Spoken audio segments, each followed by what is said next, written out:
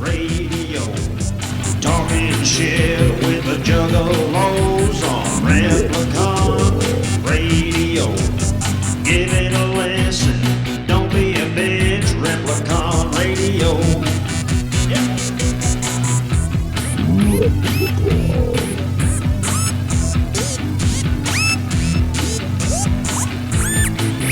This is Replicon Radio.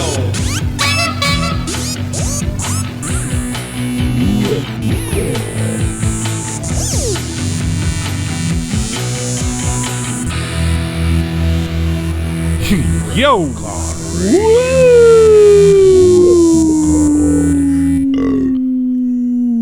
What up, motherfuckers and motherfuckettes? What up? What up? What it do? What it up? What up? What up? What up? What up? Welcome to motherfucking Replicon Radio, What bitch. it do? Straight from the loop. It is Monday, my dudes. Monday. It's a sleepy Monday. Well, for you guys did a couple things this weekend. Not a lot, but I mean, you're old, so you're tired. All of these things are very true. Yep. Very, very. Partying like a rock star ain't easy. No, especially when you're not used to it. It's not.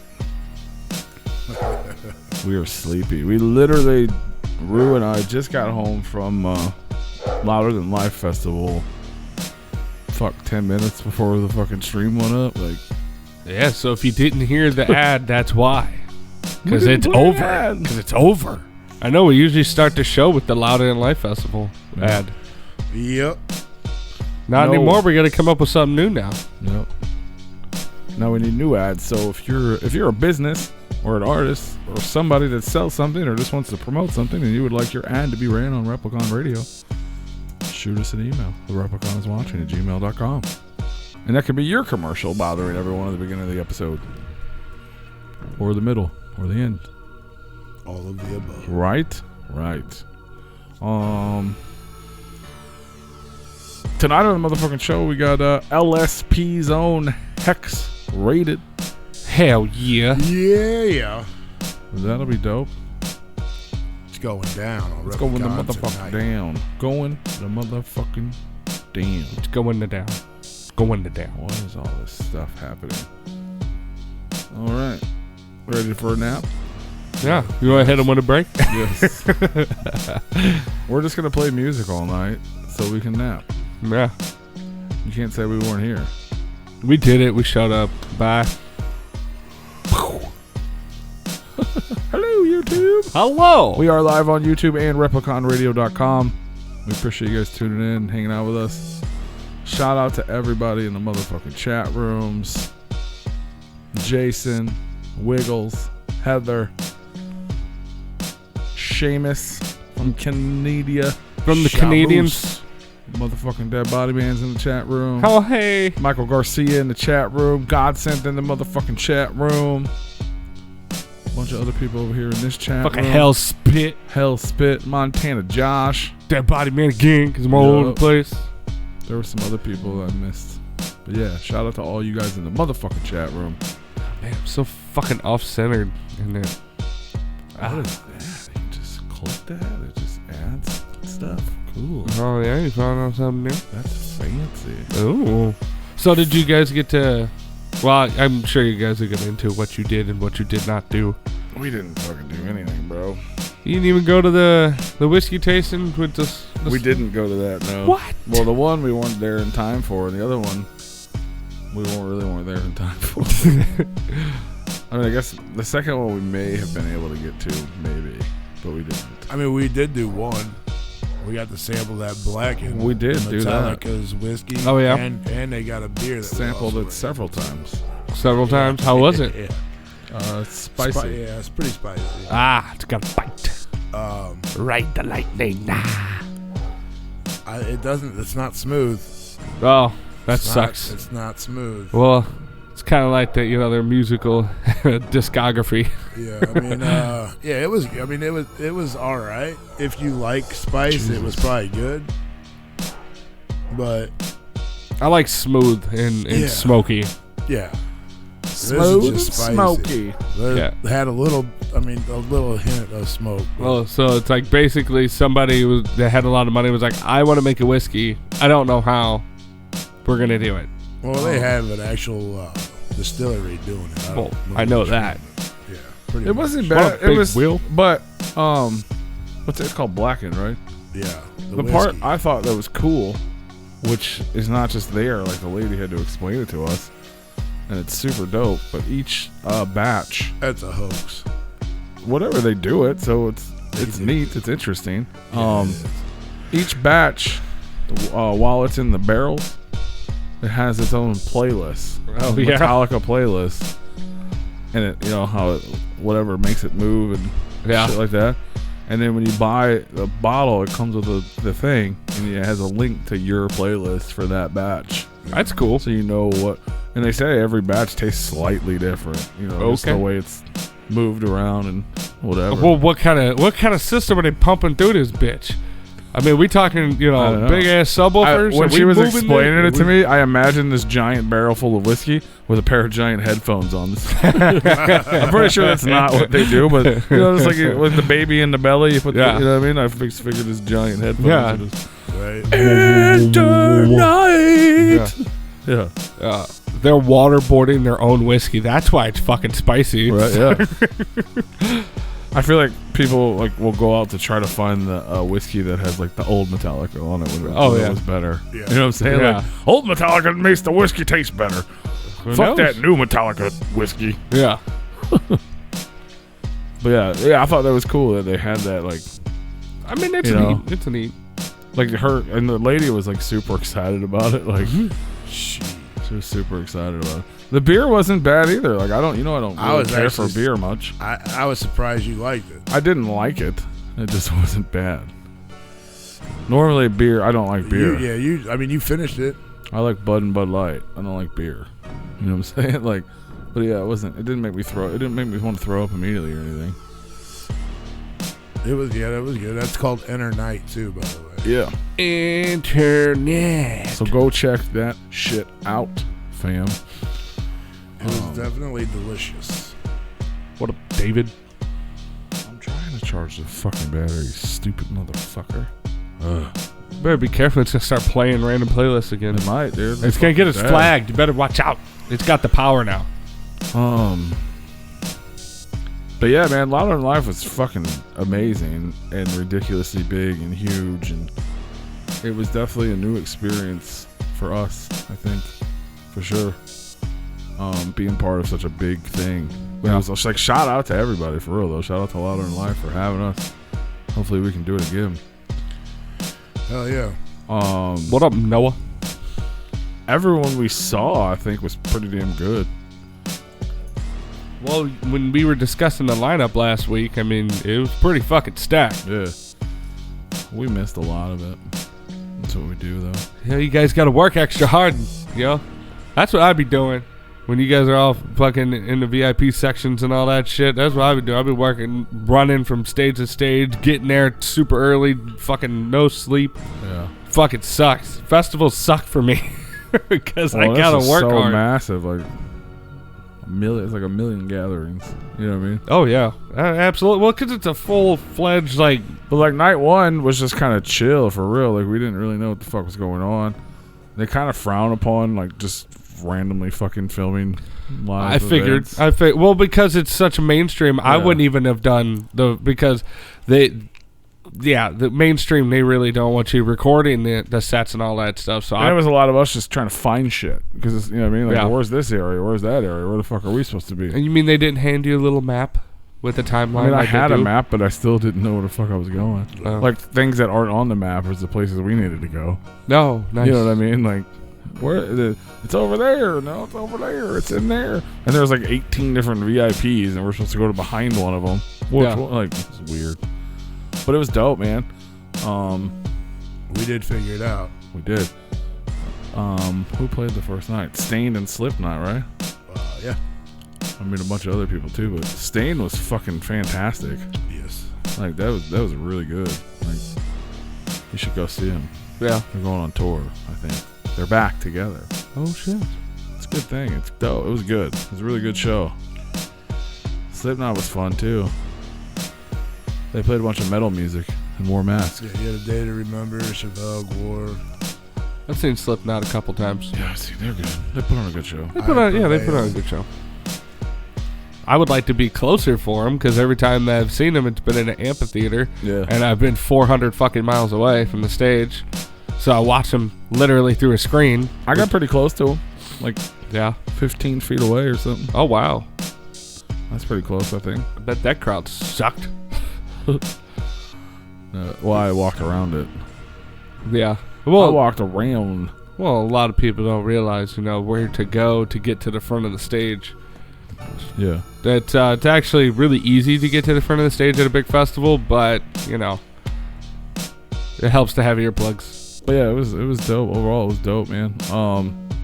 The second day was fucking madness. We got there at fucking 11 o'clock in the morning. Figure out what we were doing to go check out Amigo the Devil. And he's fucking phenomenal. Yes. Like, so good live. It's crazy how one man can just walk up to a stage at noon, you know what I'm saying, and just pick up a guitar and captivate an entire audience with just that. Nothing else was going on, It was just super good. We were actually supposed to interview Amigo the Devil, and we didn't, unfortunately. Because you weren't there? Because you didn't get there in time? No, we were there. We went and watched him, and then we figured out what we were doing and where we had to be. We did that, so then we had to run to go catch Jelly Roll's set. We caught most of Jelly Roll's set. We had to leave Jelly Roll to go to the media area to interview Amigo the Devil. He was in the middle of an interview. Yeah. And I guess that interview went long. And then Jelly Roll showed up.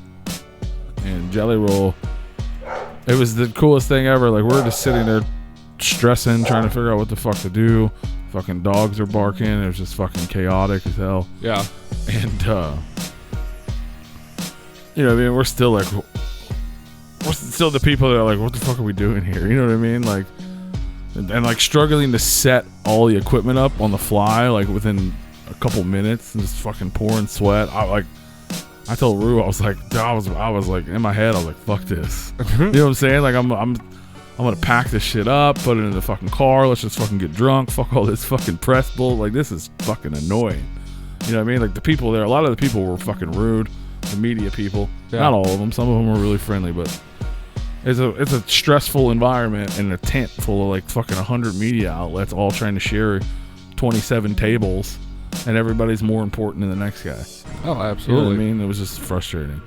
And then trying to set all, like, how many times have I ever fucking set up a podcast on the fly? Right. Once. Yeah, right then. Yeah. Like, I know how it all and works. It took us like 2 hours to get it going. Like, it was just fucking obnoxious. You know what I mean? And then, and we're still kind of like uncomfortable. Like, what do we do? And he's the guy we have planned interview with is in an interview. You know what I mean? It ran late, which is fine. So we figured he'd come over to us next. Well, then Jelly Roll shows up and was like, "Where's Replicon Radio?" Oh, like, shit. Just walked up in there like, "Where they at? I'm here for them." Oh, shit. You know what I'm saying? And he just walked up. You guys know how much I fucking love Jelly Roll. You know what I mean? Like, it was surreal. It really was. I was like, he just walked up like, "What up, y'all?" You know what I'm saying? Like, high fives and hugs. Giant bottle of fucking tequila. He's like, "This is how we're doing it." Okay. All right. So we just fucking sit down and we're fucking, he's like, "Somebody find his cups." Fuck it. So we're just swigging out of the fucking bottle. Yeah. It's fucking, what was it, 3 o'clock in the afternoon? You know what I'm saying? Yeah, like, fuck it. Yeah. just swigging fucking tequila. We sit down to do the interview and he starts the interview. Like, he's like, "Wait, I gotta apologize to you guys. I should have been here a long fucking time ago." He's like, "I fucking love you." Blah, blah, blah, blah, blah.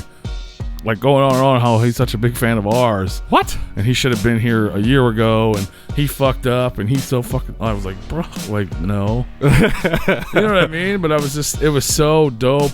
Yeah. And I'm like freaking out. I'm like, I don't know what to do. I don't know. Where do I put my hands? You know what I'm saying? Like, I have a list of questions, but I'm sitting next to Jelly Roll. Ball those up and throw them away. Yeah, I was like, what's up? And it went good.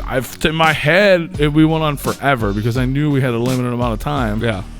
In my head, we went forever. Apparently, we went for fucking 17 minutes. Yeah. But in my head, we had been talking for well over an hour. You know what I'm saying? Everything was slow motion. Yeah. I mean, between the shots and the talking, yeah, it felt like it was way longer than 17 fucking minutes. But it was awesome, and we'll probably put it up someday for you guys to hear, maybe. Yeah. But it needs a little doctoring.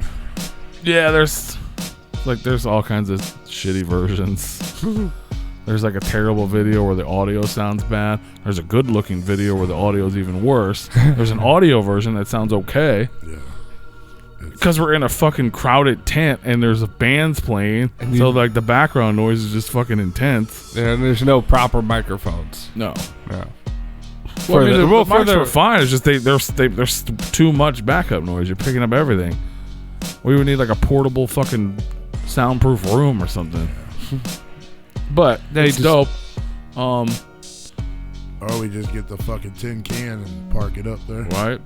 That was dope. But the highlight of the video, or the interview, whatever, obviously you guys will hear it eventually, but yeah. The invitation. Well, we originally didn't want. I've been trying to get Jelly Roll on the show forever, and obviously he knew that, and that's why he apologized that he hadn't been on earlier. And then we had the opportunity to do it at Louder Than Life, and I originally said no. Yeah. Like I didn't want to do it in that shitty environment because Jelly Roll was too important. Yeah. You know what I mean? I wanted to talk to Jelly Roll for an hour and a half like we do all of our guests. But then I was like, fuck it. Who better than fucking contact? You know what I mean? Like, let's just talk to him in person. Let's just do it, and then we'll fucking talk about it. Yeah. And he, we told him that too. Like, hey, we normally want to do, long form and, get to know everything, yada, yada. He's like, fuck yeah, let's do it. Y'all are from St. Louis. It's a 4-hour drive to my house. Come to my house. We'll set up fucking camera crews. We'll do it fucking big. Dude. Like, I was just like, no. You know what I mean? Like, yes. I said, fuck, hell yeah. Yes. Let's do it. Like, I'm down. That's like the fuck, hell yeah. So sometime in the near fucking future, I don't know when, where, what, how, or I know who.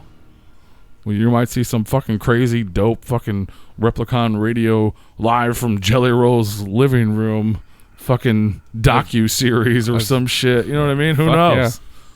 But yeah, and it was dope. And it was cool because it wasn't like he was just saying that for the show. Like, he knew who we were to begin with.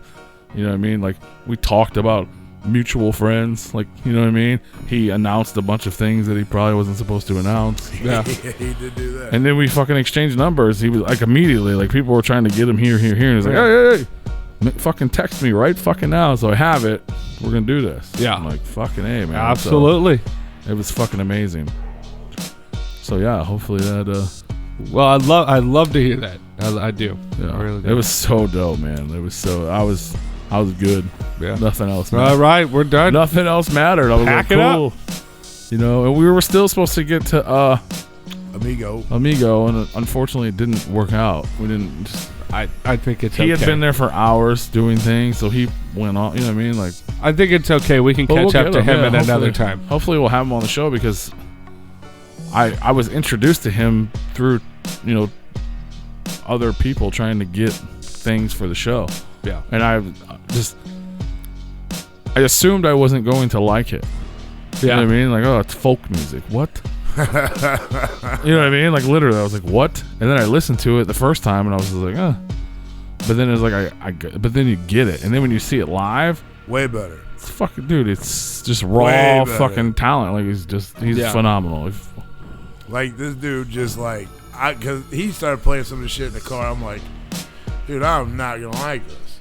It's like listening to Jack Black just go on and on and on and on, right? Yeah. I'm like, fuck it, let's go peep. I'm gonna go peep this motherfucker out.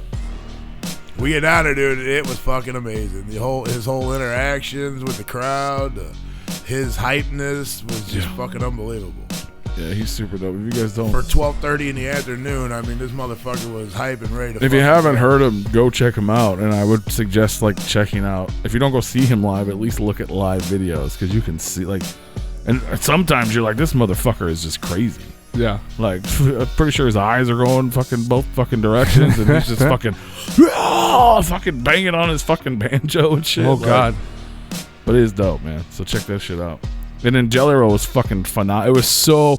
That was... I mean, besides actually talking with and, you know, hanging with Jelly, his set was fucking... Yeah, it was definitely good to see the crowd he had over there. Like, he was on the other stage. Yeah. You know what I'm saying? Way in Like, the back. there's 2 main stages, and then there's that other stage. Yeah. He was on that at 4 or 3 o'clock or whatever, 2:30 in the afternoon. And we walked over there, and there was like, I don't know, 100 people. You know what I'm saying? But as within 5 minutes of his set starting, it was just, we were surrounded by thousands of people. Oh, that's fucking dope. Yeah, and it was just like a moment, like the wind starts blowing, so like Jelly's ass is up there with his fucking, you know, his shirt shit blowing in the wind, and thousands of people are just chanting Jelly, and he's just like, it was dope, man. It was super dope. Jesus Christ, no game spamming the motherfucking chat room. You don't have to spam the chat. They're already here. Yeah, they're here. But I appreciate it. Sun too dim and hit that boo. You're not even saying English, so Yeah, but yeah, that was dope. Like everything about all that was fucking ridiculous. I got to catch the end of Bad Flower. That was dope. Stone Temple Pilots were actually really fucking good with their new singer. Yeah, dude. we caught the one Bad Flower song that everybody knows as we were going to do the interviews. I've never heard of Bad Flower. I might know the song, but Yeah, you would know the song. Okay. Fuck, I couldn't even sing it for you, but you would know it. And then I don't know, bunch of stuff. Then we got Ice Cube was dope. Stone Temple Pilots Ice Cube puts on a TV. dope show. Hell yeah. Godsmack. And then Godsmack was super. I would have liked to see Godsmack. They're cool. I mean, they got a lot of. I've never been like a. I know a lot of people are super Godsmack. I've never been like a. I've never really cared either way. No. Like, I like some of their songs, but at the same time, I wouldn't like go to the show. Wow. But it was cool because they played most of it, except for he talked for like 20 minutes in the middle about boobies. Boobies. Yeah, it was. Boobies. It was Like, okay, bud. It was actually awkward. And he just kept on going on and on and on and on. It's like, I mean, Tech talks about him for like a half hour, and he's got multiple songs about him. That's true. I mean, Yeah, but he's entertaining when he does it. This guy it seemed weird. And he kept saying boobies. I want to boobies. Yeah. I want to see your there's- And boobies. he's like, I'm There's not kids in asking the you to crowd. show you your boobies. I'm just saying, if you get on the shoulders, you have a better chance of seeing boobies. Everybody likes to see boobies. Like, shut up and play a song. yeah, that's Boobies. pretty much how I was. Do you have a song called Boobies? Then play that and sing about it. Yeah, when Tech does it, he's actually talks about the titties and he does a song. You know, Yeah. I mean, Today's. and it's not a half an hour of him talking about it. It's like 5 minutes. This dude was just rambling about it. Like, dude, okay, fucking, you're making it a little awkward right now. Get the fuck out of here. It's like when you're at the strip club getting a private dance, and the fucking DJ standing right over you, fucking yelling, "Yeah, put that 5 in her J string. Let's see what she want to do for that." Do you like the boobies in your face? That's how awkward it would be. Yeah. Or it was. I don't know if that's ever happened to anybody, but It's happened. I've seen that happen. Oh, it has happened. Actually, you go back to one of our previous episodes and listen to me talk about it when I was out of state for the bowl tournament, or when I was in the state. I think, the super awkward bouncer in the strip club you almost got kicked out of. Yeah. Like, I didn't even start nothing. Everybody else was about ready to just start fighting. And I'm like, dude, what the fuck? Night's young. This is the way we started the fucking night. Let's not end up in jail and end the night in fucking prison or jail or whatever. I ain't trying to do all that shit. What up, Ali Star? But yeah, it Whoop, was whoop, shout out. Whoop, whoop. And then Guns N' Roses. Yeah. I heard they put on a good show. They do. It's I've never seen Guns N' Roses before. It was good. Yeah. It was also very long. I heard it. Yeah, too long. So they were 3 actually up hours. there for the 3 hours. Over 3 hours. Well, they got And up they there started late. They started late. I knew they were gonna start late. How late did they start? Not that. It wasn't that bad. Oh, okay. They 20 were supposed to minutes, go maybe. on at 8:35 and they got on at 9. Oh, that's not bad. Yeah. And then they ended at 12. Was 12:30? Yeah, 12:30. I don't fucking know. I was asleep. Yeah, he went to the car. He's like, fuck, I can't take no more. I felt like it was, you know, night one went pretty late. Day two started really fucking early. Carrying around equipment in the fucking heat and then drinking fucking tequila with Jelly Roll. An hour and a half, 2 hours into Guns N' Roses. I'm like, I seen it. I'm good. Yeah. No disrespect to Guns N' Roses, but Paul needs to sit down in the air conditioner. Yeah. So I went to the car, and in my mind, I was like, well, maybe I'll drink a beer. It'll like, you know what I mean? Because if I was really drunk, I'd probably stay awake because it keeps you up. And I wasn't. I was like in the middle of all that, just tired. Yeah. I was like, oh, I'll drink a beer. Maybe I'll get back up and go back. I drank half a beer, and he woke me up 2 hours later to go home. Oh, nice. You know what I'm saying? I was done, like, cashed. I was just like, huh? He's like, where's the hotel? Hampton. Yeah, I'm like, well, fuck, there's 1,000 of them. There's one right here. Which one? Wasn't your hotel like 40 minutes away or some stupid shit? Yeah. That's 35. It really wasn't that bad. Yeah, it wasn't too bad. It didn't even seem like it took that long to get there. Yeah. But no, it was good. I mean, obviously they're old and they're legends. So I mean, and you know, I mean, Slash looks like he was doing like literally from when I was like 15 years old listening to him. Axl Rose looks like somebody's lesbian grandmother. And the way he prances is really strange now that he's an old woman. Oh yeah, like when he was a young guy, it looked normal. Yeah. Now he's doing these same moves as a old woman, and it's very awkward. It's awkward to me. Yeah. Yeah. It makes you feel but it was cool. Yeah, it really does. Ow, ow, ow. Yeah. I mean, he sounded good. Yeah. I give him that. I mean, for the most part, he did. He had some high notes in that discography. This motherfucker went back like literally after every fucking song, he'd have a new shirt on. He'd do a couple songs, then go do a little wardrobe change. But it was a different hat and a different T-shirt every time. It was one of those. So I hate when people do that. He had a fucking cowboy hat on. All of a sudden, he had a fucking country accent. Like, no, dude, that's not Axl Rose. Take the fucking hat off. Put your bandana on your goddamn head. It's a special skill attached to the hat. Yeah, let's hear Guns N' Roses, not some fucking honky tonk fucking. It's just Guns N' Roses cover. It's the same in video games. Anytime you put on a new piece of armor, it's got special attachments to it. You know, this one's going to let me see country. And that's another thing. The dude, like, 3 hours was a long time. Yeah, for any set. Well, see, that's my thing was like, well, we had talked to some old guys in the parking lot, and they had went to a whole bunch of Guns N' Roses concert, and they said normally they play a 4-hour set. They cut it an hour short. Fuck that. But I was like, if I was a huge Guns N' Roses fan, or if I was just going to a Guns N' Roses concert, it'd probably be cool. Like I would, if I went to a Twisted show and they played 3 or 4 hours, I would be fucking heaven. It would be dope. Too much of a good thing is bad.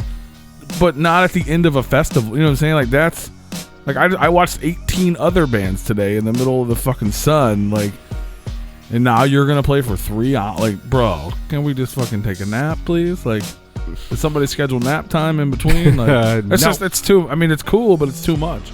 I like that most of the bands played an hour like that. A lot of times at festivals, these sets get cut short, and you're paying all this money to see your favorite band, and they play for fucking 20 minutes. So most of the each like 4, 5, 6 headliners each night all played at least an hour, if not more. You know what I mean? So that's cool.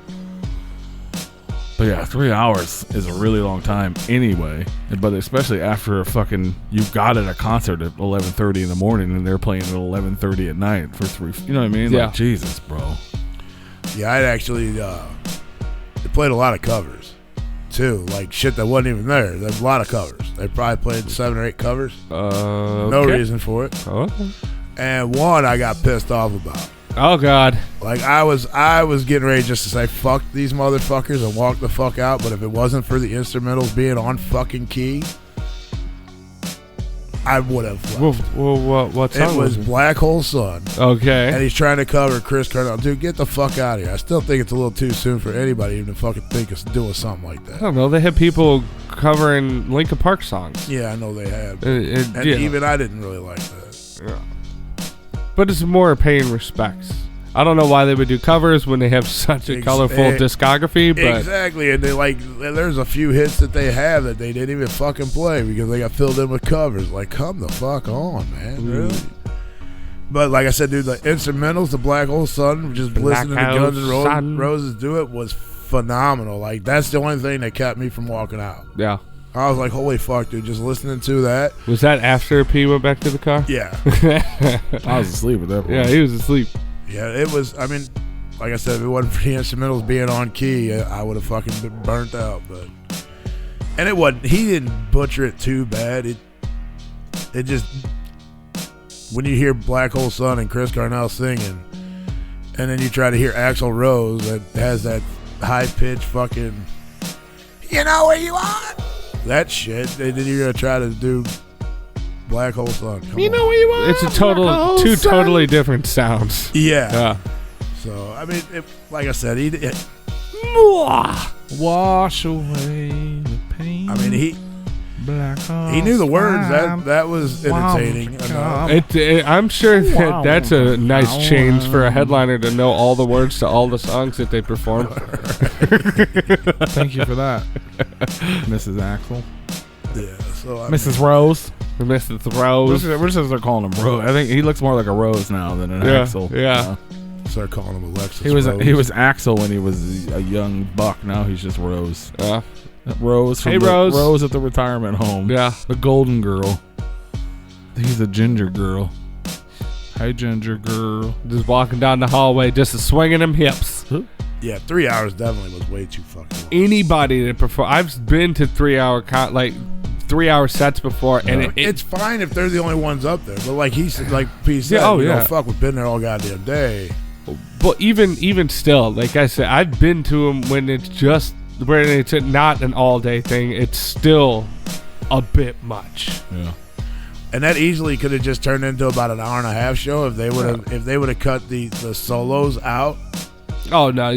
The fundamentals of an '80s rock band is the solos. But they didn't even have that many solos in their songs. They didn't have a 10-minute fucking solo. Yeah, Slash did at one in like one or two songs, but not the whole goddamn band. Yeah, you know, the drummer never had a fucking 10-15 minute fucking solo. Now I know Slash is legendary and all that stuff. I love Slash. Now is his solo like just him making a bunch of noise on the fucking guitar, or is it like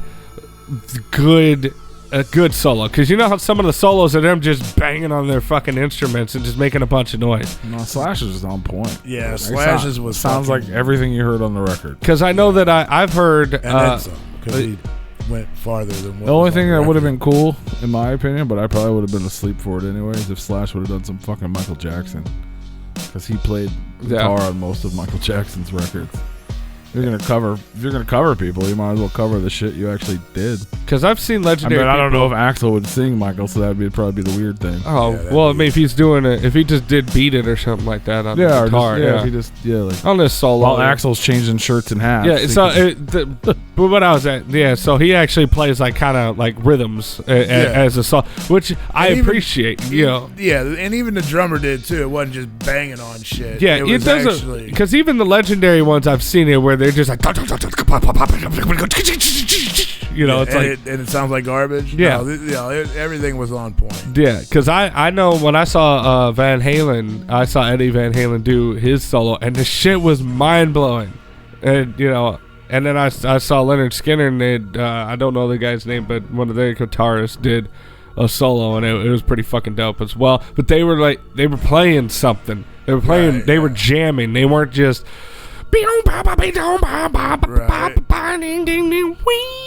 You know, so it's like, okay, cool. I know you can make a lot of noise with that thing. You have a lot of speakers plugged into that fucking guitar.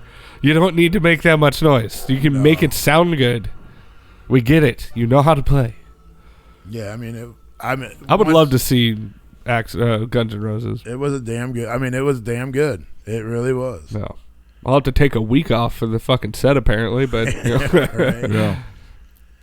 And Axl, you could tell he was having fun up there. Well, that's good. Like he was smiling, and he was just like, dude, it was unbelievable. You could just see the paychecks falling out of his pocket. Well, to me, it was more like Slash was there to get paid, and that was it. Oh yeah. That's what it looked like. Slash never had his face never fucking changed. Well, I think that's kind of like how he's always been. And plus, he's also gone through a divorce, and she took all of his money. So he is there. He's fucking banking still. Well, that's unfortunate. Yeah. Well, I mean, she did earn it, I think. They were together for a long time. Yeah, it wasn't like she didn't do anything to fucking just steal it. She was there before the blow up. And, you know, they weren't exactly saints. No. So, Fuck no. yeah. Oh, goodness. Nikki 6 drank heroin through a fire hose. Nothing wrong with that. Yeah. Right? Right, Rubes? Nothing wrong with that. Hell no. Get your morning started. Right? Fuck. But yeah, that happened. And then I slept. I did a lot. I did that. We did a lot of drinking and a lot of walking. Yeah. And drinking and walking. Actually, we did a lot of. I guess we did a lot of tailgating. Yeah. It's like, we should be doing work, but fuck that. We're going to drink. No, there wasn't nothing going on when we got there. Until Saturday. Yeah, that was a busy fucking day. Super busy. Yeah. And then Sunday happened. And Sunday was fantastic because it started with fucking Shoney's. Fuck yeah. Yeah. Yeah. I've never had Shoney's. Why not? Probably Because we don't have them. I don't think he might not even been born yet by the time they got fucking rid of him out of here. The only thing I know about Shoney's is the Rick and Morty shit. I don't know anything about Shoney's really. I feel like there was a Shoney's that I remember like hearing about when I was. That's one of my first jobs when I was a kid. Yeah, But it changed then, so I was 16 when it went away. Yeah, which means you were like 4. Probably. Yeah, it was good. But no, it was food. fucking fantastic breakfast buffet. Ooh, Fucking damn. eggs and gravy and cheese and French toast and I want that right. I want that strawberry shortcake. Strawberry fucking shit. Yeah, it was fire.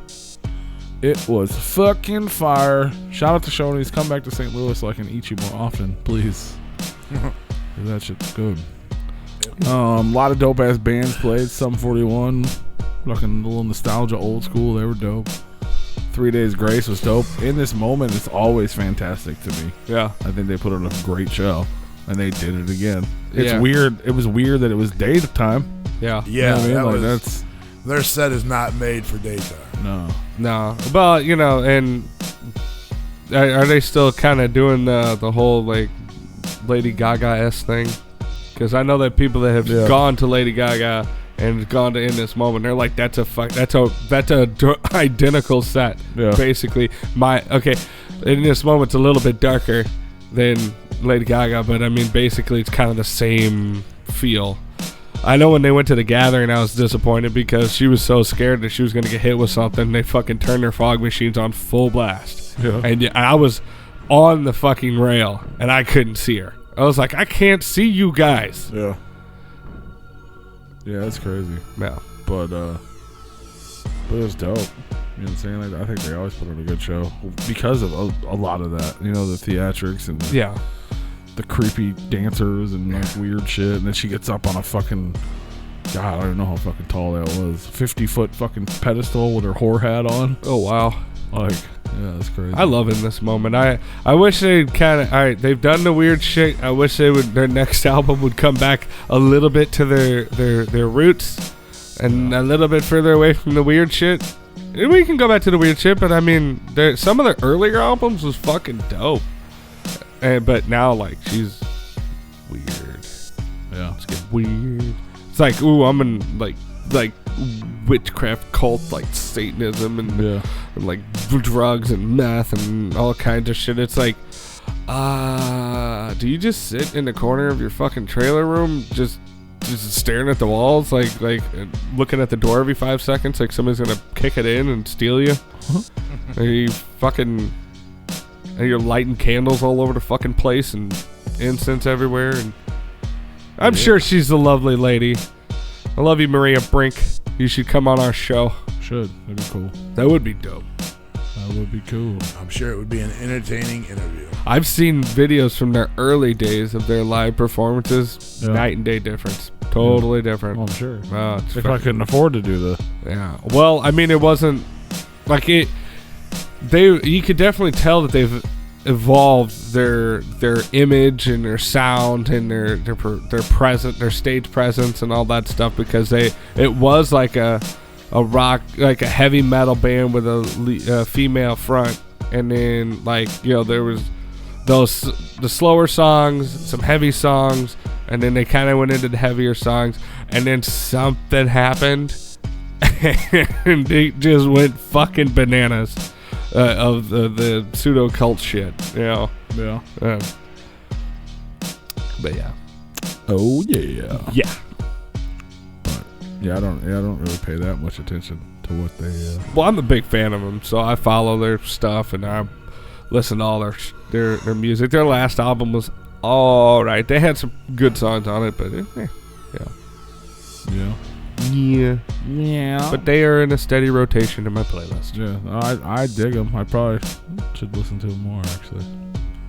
Yeah. Because I dig them. Yeah, they are good. You might like some of their older stuff, especially off of like Beautiful Tragedy and then fucking Star-Crossed Wasteland or some shit. It's another album of the earlier days. Cool. I will check it out. Shut. And who else played? Breaking Benjamin. Oh yeah. Sounds like middle school. That is good. Breaking Benjamin. Sorry, I was getting this set up here. Robert Zombie.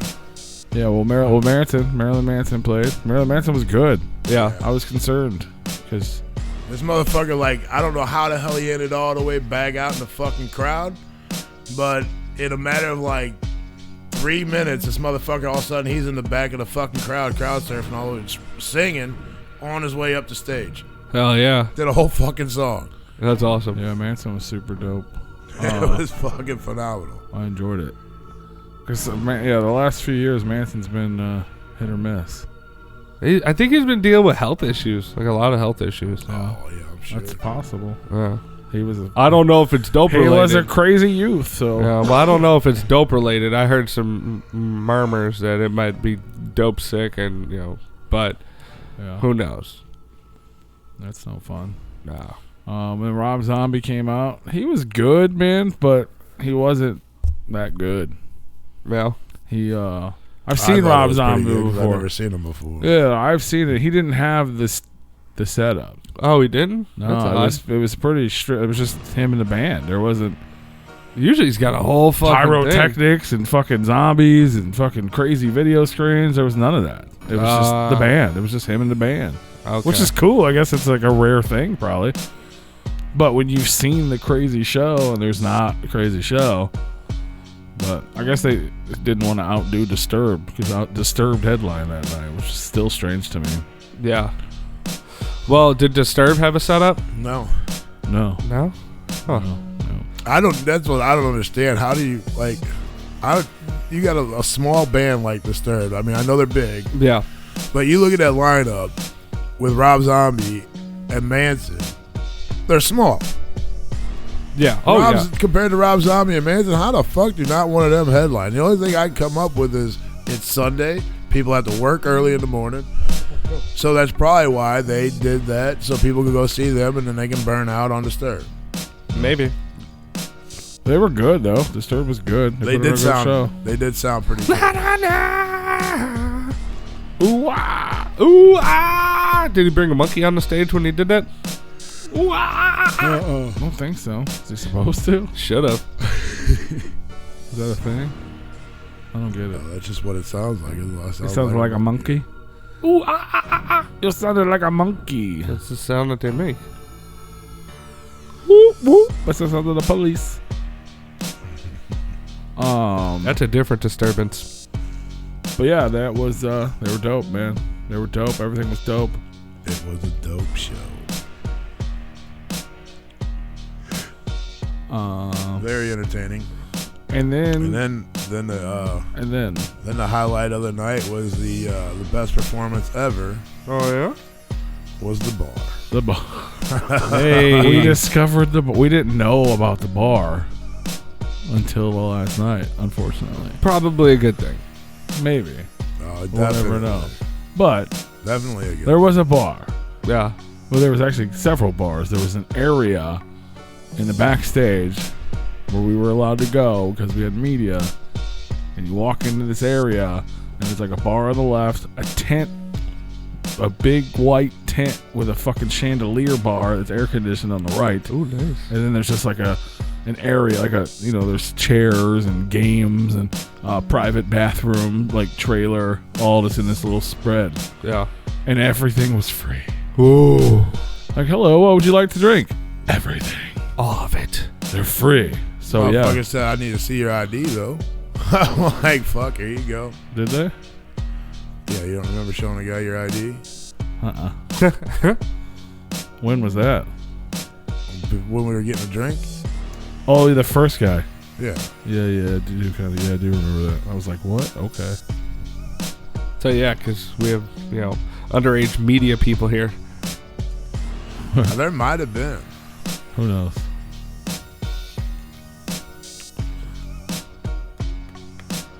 But yeah, it was that was fun. We met a lot of fucking people there. Yeah. At that bar. And shout out, I don't know if I'd ever thought I would say this, but Hell yeah. fucking shout out, mad love to motherfucking Mankini. Fuck yeah. Oh wow. Like, yeah. Huge shout out to him. It was great hanging out with we partied hella. Like, he's our friend now. Oh, good. Good. Yeah. I mean, we not that we weren't friends before. We just were acquaintances and we knew each other, but never really hung out or talked. And his friend, I don't remember his name. I don't remember. The other guy too. Mankini and the other Rob Beardick. Yeah, but it wasn't. No. He looks just like Rob. That would have Beardick. been a bigger shout out. Yeah. Yeah. No, he looks just like the guy. Looked just like Rob Beardick. But no, yeah, dude, Mankini was a shit. He fucking cool dude, cool people. Yeah, we had a lot of fun. We had a lot of fun hanging out with him. It was fun. And I was like, man, I used to think you were so disgusting. Now you're my friend. Now you're a pretty cool guy. And he's like, I'm glad that you're honest with me about that. But Yeah. cool. I'm sure he appreciated it. I'm like, It's like then you just look over to the bar and be like, dude, it's free. It's free. everything's free now. But it was cool, man. Yeah, shout out to him. We had a lot of fun hanging out with him and all the other fucking people we met and the people that asked about the show and the people that loved the fucking. I got mad props for my fucking Dino fit. Yeah. Oh yeah. Hell yeah. Dude, everywhere I go when I wear that, people just it's just all the time. Oh, Like, yeah. dude, so I need to order. With the matching shorts. I need to get matching socks. I need to get matching a hat. Right. Just full fitted. It's ridiculous. It's so dope though. Yeah. So dope. But yeah, man. Shout out to motherfucking man, Kane, Shout out. and everybody. We had fun. We had lots of fun. Lots of yeah, we motherfucking did. fun. Oh, I guess are we back on that? Yeah. Okay. Hello. I never know when it goes back, so. Hello. Well, I just told you. Oh yeah. I nodded to it. But yeah, so that was the shit, man. Shout out to everybody from Louder Than Life. Hopefully we can do it again, and we definitely learned a lot. That's the biggest fucking thing we've ever been a part of. You know what I mean? Like, I mean that's like up there with like fucking Burning Man and yeah. fuck.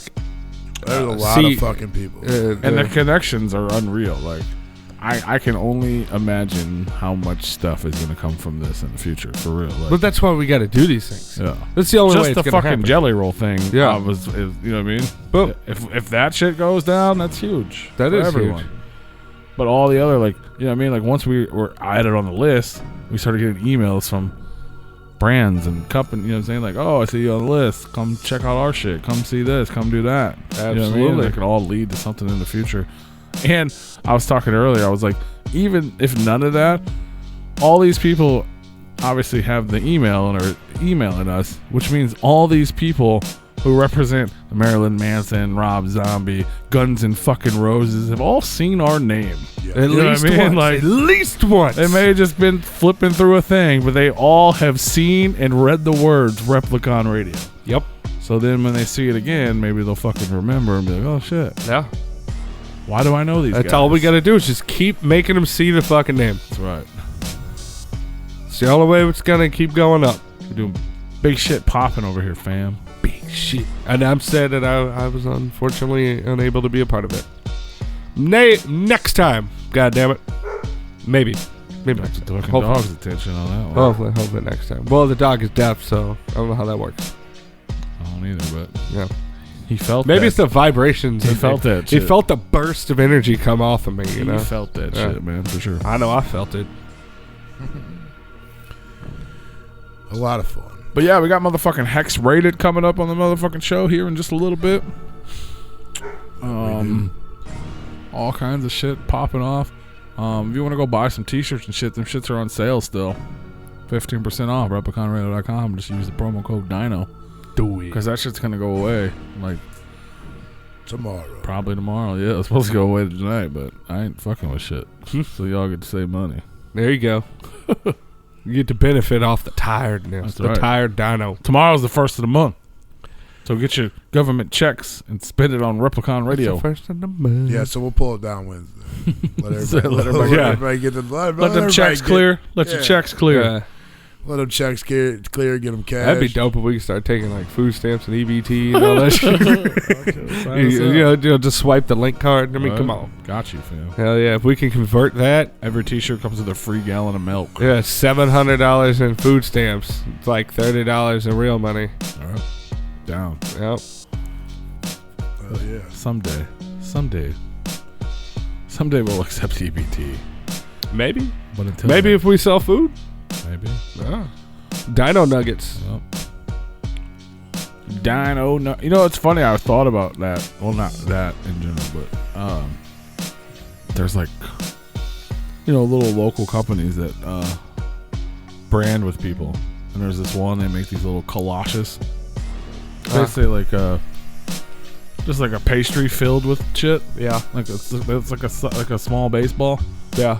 You know what I mean? But they got like breakfast ones with like hash browns, cheese, and eggs and meat and shit in them. Then they got like savory ones where they partner with like Pappy's, and it's like this is Pappy's brisket inside. Wow. And then they have like St. Louis pizza one. With That like, sounds fucking good. they are fire. And then they got like s'mores ones. Yeah. And I was like, but they look like little eggs. I'm like, how dope would that be if we just like partnered up with this company and we made like dino eggs? Yeah. And it was like even like painting them green or some shit, or like Right. or whatever inside maybe is green. Like I don't You know open it I don't know up what it and would be, but Like, Oh, ooh. yeah, open Yeah. it up and it's dino oatmeal. or it'd be like a fucking Cadbury egg, but green shit inside. Yeah. Green snot. Well, they already have the green slime in the Cadbury eggs. Do they? Yeah, and They have like Halloween. yeah, they have ones or Halloween something. ones with the green slime and all that It's all right, stuff. but they're not selling them at a fucking restaurant and making them fucking delicious. No, they're selling them at the store and they're already delicious. Yeah. Yeah. Yeah, fuck. Well, you can get a real one with dough. I don't know. I think it'd be a cool thing. Yeah, no, that'd Someday. be cool. We promo their shit, and then you guys can go to the store and you can buy fucking dino eggs. Yeah. Yeah.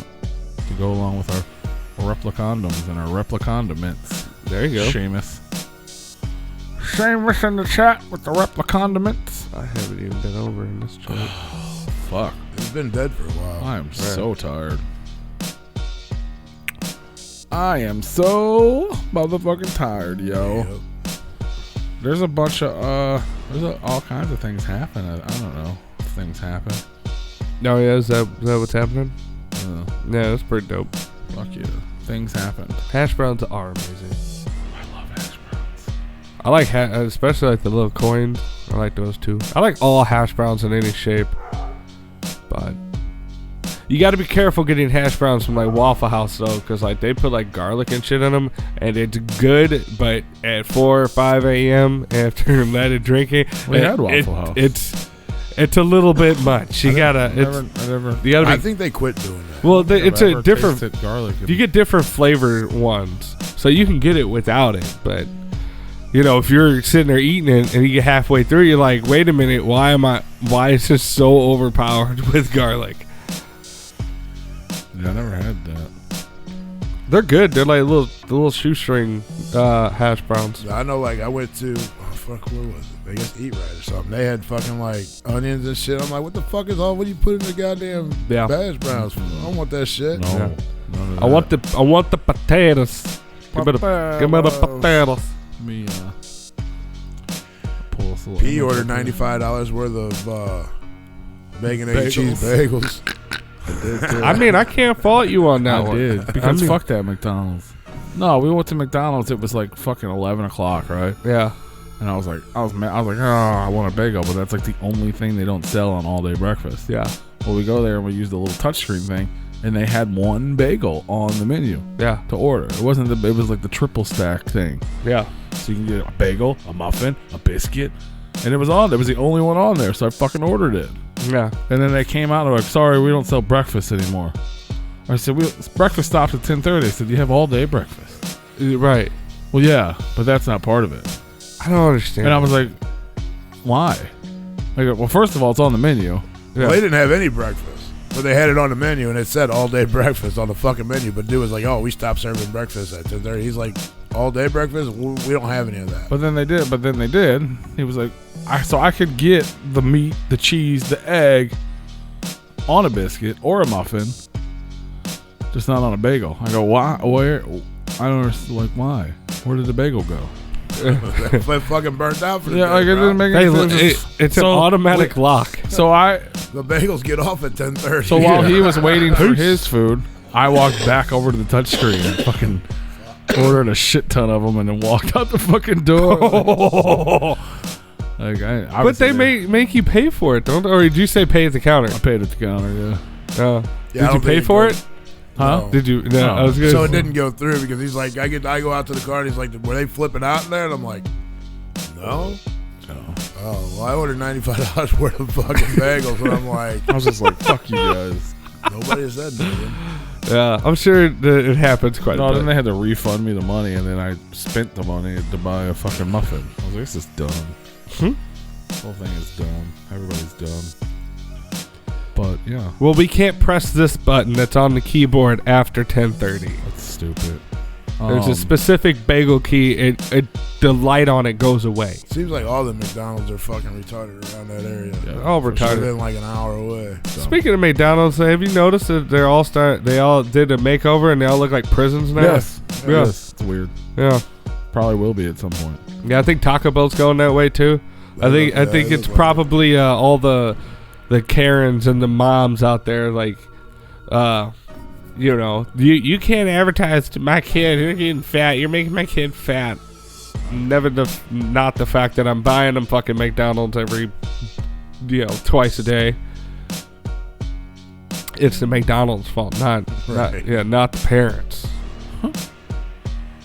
It's for the kids. Anyway, you guys want to take a quick break, and then we're gonna come back with our motherfucking guest, motherfucking Hex Rated. Well, let's do it. If y'all are tuned in on YouTube, you'll just see this little spinning wheel and the please stand by sign. So listen to it and please stand by. Yeah. If you'd like to enjoy the music, just head on over to repliconradio.com and listen over there. And we'll be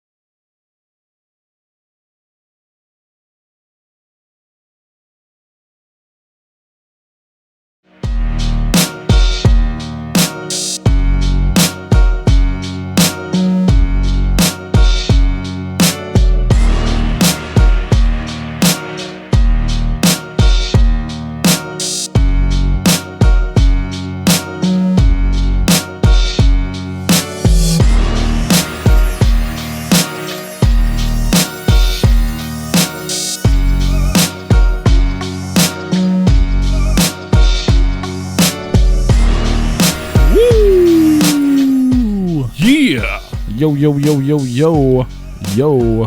What is Yo. poppin', yo? Yo. We're back up in this motherfucker. Doing it. Live and lit. We should be right back. We should be back up on the YouTubes. We should be doing the thing. We're here. And, yeah. Let's, I guess we just jump right into this shit. You know what I'm saying? We got a very special guest on the motherfucking line. LSP's own Hex Rated. Yeah. Yeah, what's good? What's up? What's up? L's up. What's good? Replicon Radio. How y'all doing tonight? Good, We're doing good, brother. Trying to stay alive, man. We just took a big journey to a big music festival, and we're extremely fucking tired. But Oh shit, what'd you go to? Louder Than Life in Kentucky. Oh shit, who was headlining? Everyone. Everyone. Every heard of Disturbed, Marilyn Manson, Rob Zombie, Guns N' Roses, fucking Slipknot, like everyone. That's way doper than what the show I just went to. But I just took my kids to their first show, my daughters anyways. I took them to Vegas to go see Billie Eilish. They freaked out. It was pretty dope. I would freak out about that too. She's coming to town. We were super close, dude. If you look at the video footage, we were way close. I hooked them up. It was a good time, and we partied hard. Were the tickets outrageous? Because I know I'm getting ready to buy a set of tickets for my nephew. So luckily, like, I caught her, I guess, at iHeart Radio Festival or whatever. You know what I'm saying? So it was super cheap. I couldn't ever afford the fucking price of these shits at like arena shows are retarded. They're retarded. I just saw the Misfits. I just saw the Misfits. I was like, there's not much punk rock shit about paying $300 to go to a show, but it was still dope. It was totally worth it. So I feel you. I'm tired too, man. Hangover's real. Shit. I want to see. I think she's dope. All right, take me. March 28th. Take me. It was a good show. Hell yeah. I'll have to go check her out. That's what's up. That's a really weird way to start off for a horrorcore interview. So what have you been doing? I went to Billie Eilish. So it was a good show, though? Hell yeah. It was a good show. Yeah, she had like a broken ankle and shit, and had a boot on, and still was going nuts. It was a good show. Because I've heard the music, and it's kind of hard for me to visualize how she's gonna portray that on stage. And it's kind of like I've heard she puts on a good show, but it's just kind of one of those things. It's like I don't know how you portray that music that I can't even hear when I turn my radio up in my car all the way. On the fucking I feel stage. what you're saying. I feel what it's just one of those things, man. Crowd control. Oh, it was yeah. dope, though. Hell yeah. Dope. That's what's up. Well, yeah, I guess let's, we love you, Billie Eilish, but we're not here for you. We're here for Hex Rated. So anyway, like what we like to do, man, especially the first time we have a guest on, we just like to go back in time on our Replicon DeLorean back to the early days of the dinosaurs and shit. Shit.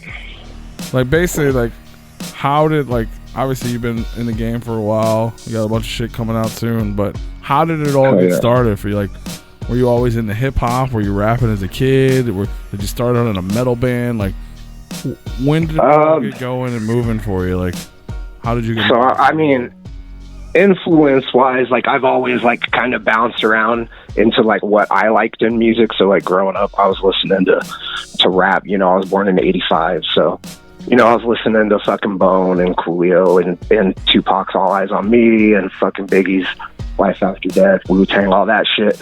But I was also heavily into metal at the same time.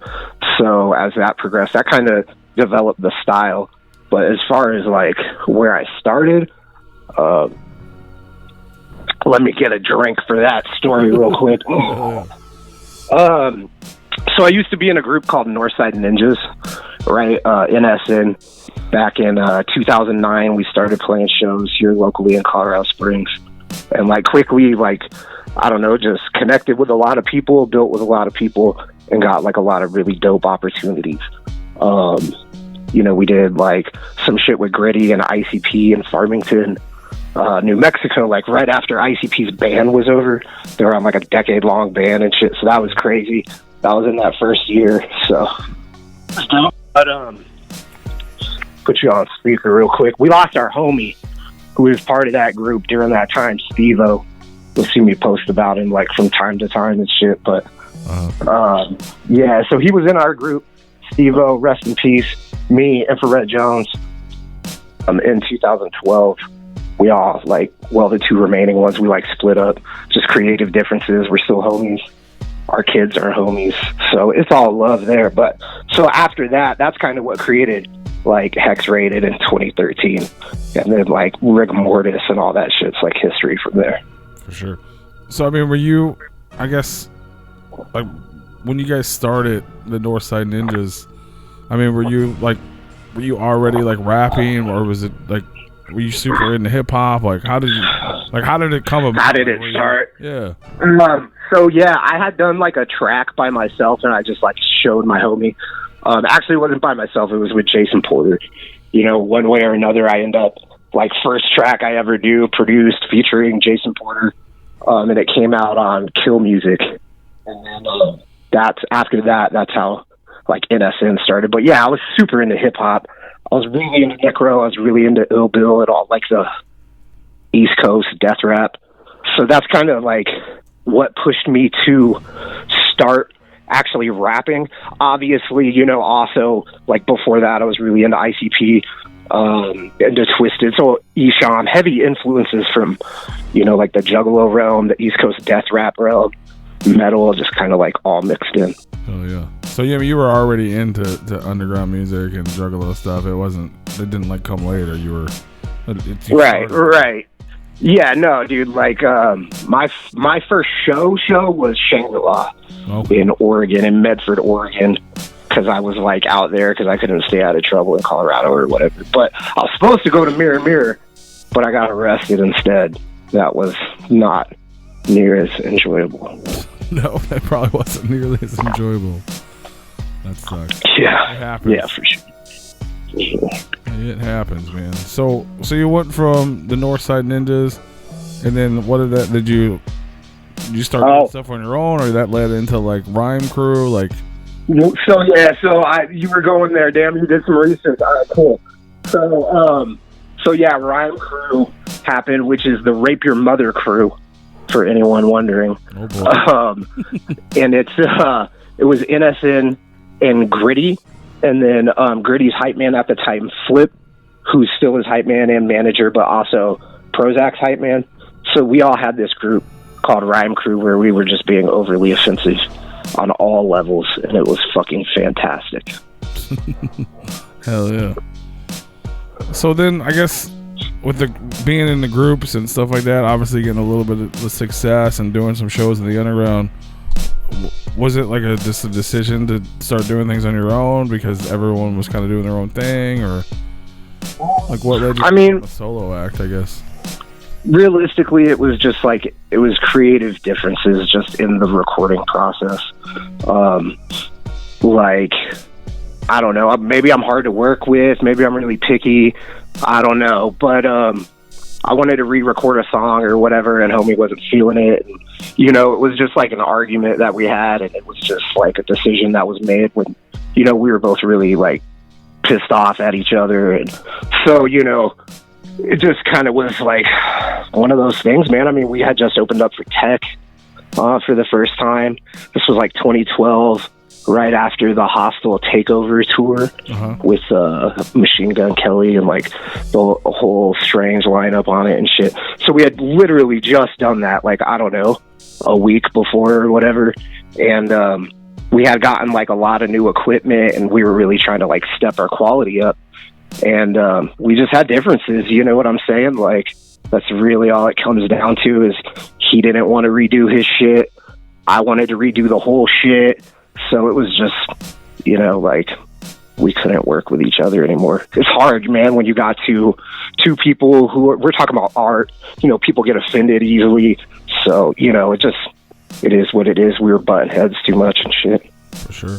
That happened. So then you started, did you start making music as Hex Rated after that? Or I know you did a lot of production and stuff like that.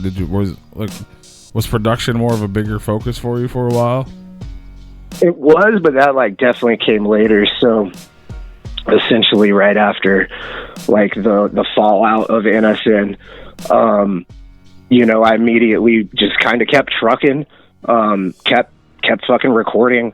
I had an album out, I think, within like 6 months of that situation, which was Rigor Mortis. Beats didn't really come till after like Decomposition for me. Yeah. Like, I just needed a break. I was burned out on the scene and just like drama and shit. So I just like unplugged from social media for a while and like picked up a new craft. You know what I'm saying? Beats they're fucking fun to click away and make a bunch of noises and shit. So it was just kind of like an escape for a while. For sure. Something a little different. Staying in the realm of music, but stepping back at the same time. Yeah, there was, I mean, at that time, no business, no nothing, but just, having fun, making music again. So it was no politics around it. So it was a real nice escape and shit. And luckily it turned out to be, something that I can consistently do now and do for money, do for fun, do for my own shit. So, I mean, Sictanic was a big part of that. He helped me out a lot, gave me a lot of tools, showed me a lot of tricks. So definitely owe a lot to that dude on the beat tip for sure. Hell yeah. So how did you end up linking up with Ivan, our man Scum, and becoming part of the Lyrical Snuff Productions over there? Shit. So the first show I ever played in Denver was Gorefest 2009.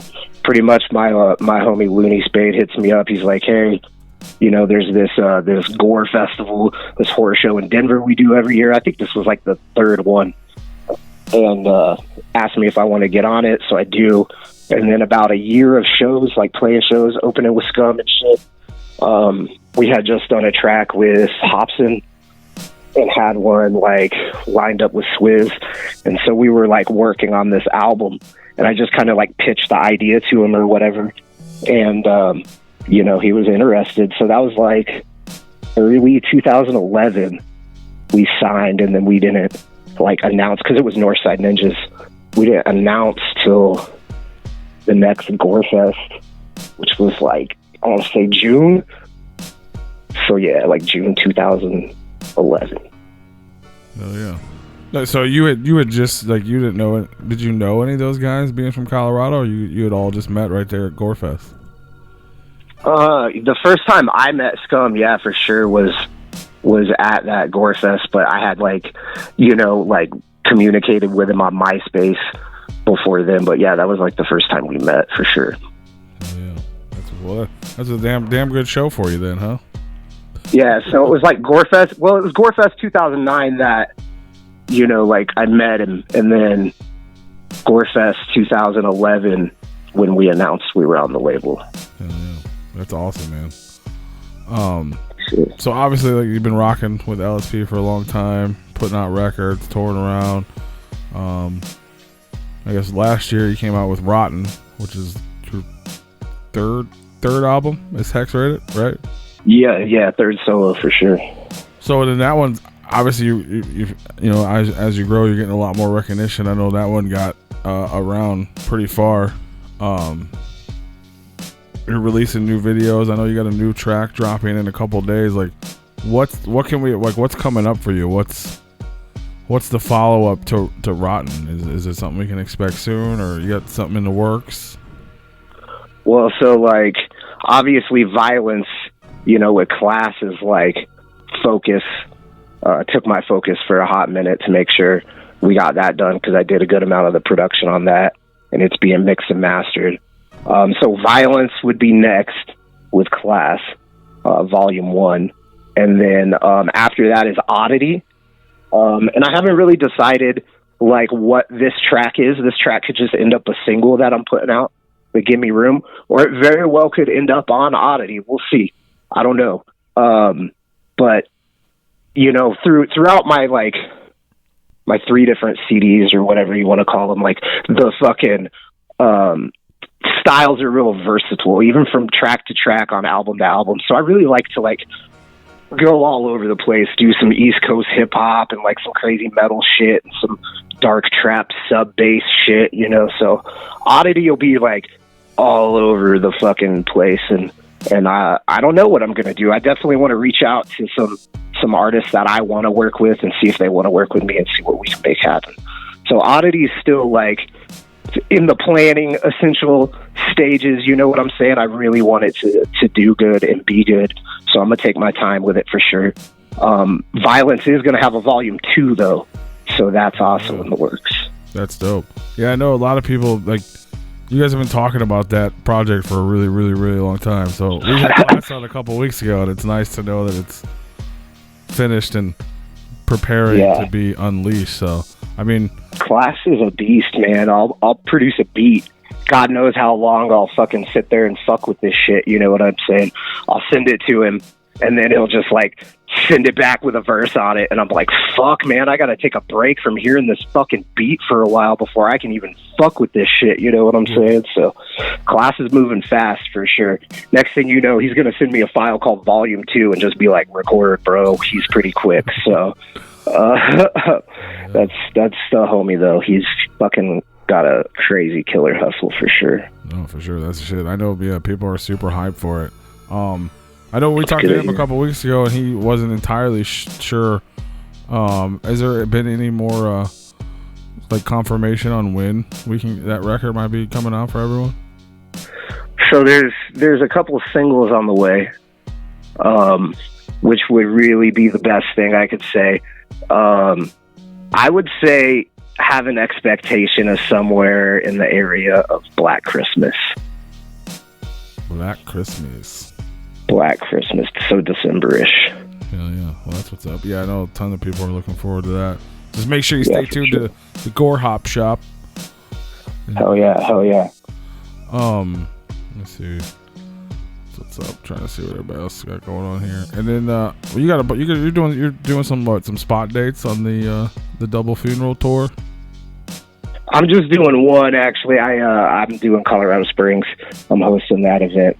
So that's October 4th, next Friday. So Rosin Scum, it's definitely going down. I'm pretty pumped on it. And then a week after that, I'm playing with Twisted, also in Colorado Springs. And so, yeah, it's going to be a fucking busy couple weeks. It's been a busy like 3 months, man. I've just been in a concert like every weekend, which is cool. You know, I started with like Suicide Boys, and it just fucking hasn't stopped for 2 months. Hell yeah, nothing wrong with that, man. Nothing wrong with that at all. That's one of my favorite places to be. Oh yeah.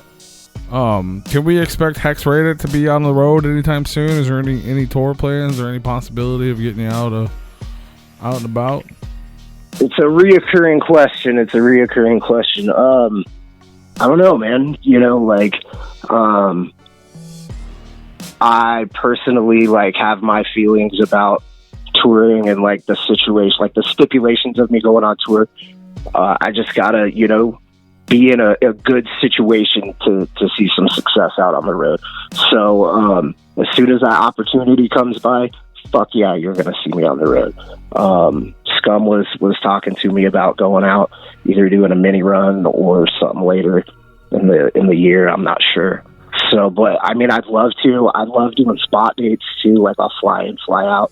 When I do that, I lower, you know what I'm saying, like my performance price, because I'm just trying to come fucking rock with y'all. You know what I'm saying, and spread this shit. So, hell yeah. While you may not see me on tour, anyone can fucking just hit me up and we can make some shit crack for sure.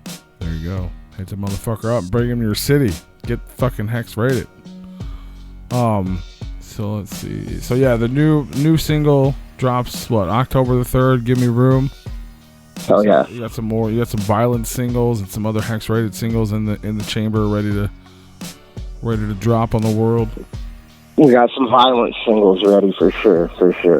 Hell yeah! And you just dropped what the fuck is earlier this month? You dropped a brand new video for Jim Jones with the double. Yeah. So I did do Jim Jones with a double cup. Finally got it out. I mean, almost a year after the album dropped, but I really wanted to make it like dope, you know. And overall, it looks great. I'm super happy with the final product. I had a great time. I got a fucking flamethrower now because of it, so that's always fun. Hell yeah, that's fucking super dope. Yeah, who doesn't want a fucking flamethrower, right? That's what I'm saying. Is that one of those boring company, not a flamethrowers? It's like a knockoff, so it's even like not a flamethrower, not a flamethrower. Oh, It's not a flamethrower. Holy it's not a flamethrower. That's fucking dope. It's dope. Yeah, It's good man. time. That's the shit. Well, yeah, I know we're definitely everybody's looking forward to the violence with you in class. That's gonna be huge. I think it's gonna be a game changer if it's, you know, the way you guys are talking about it. It seems like it's gonna be a big one, and I know the anticipation has been there for a while. So It's dope. I'm super pumped to put it out.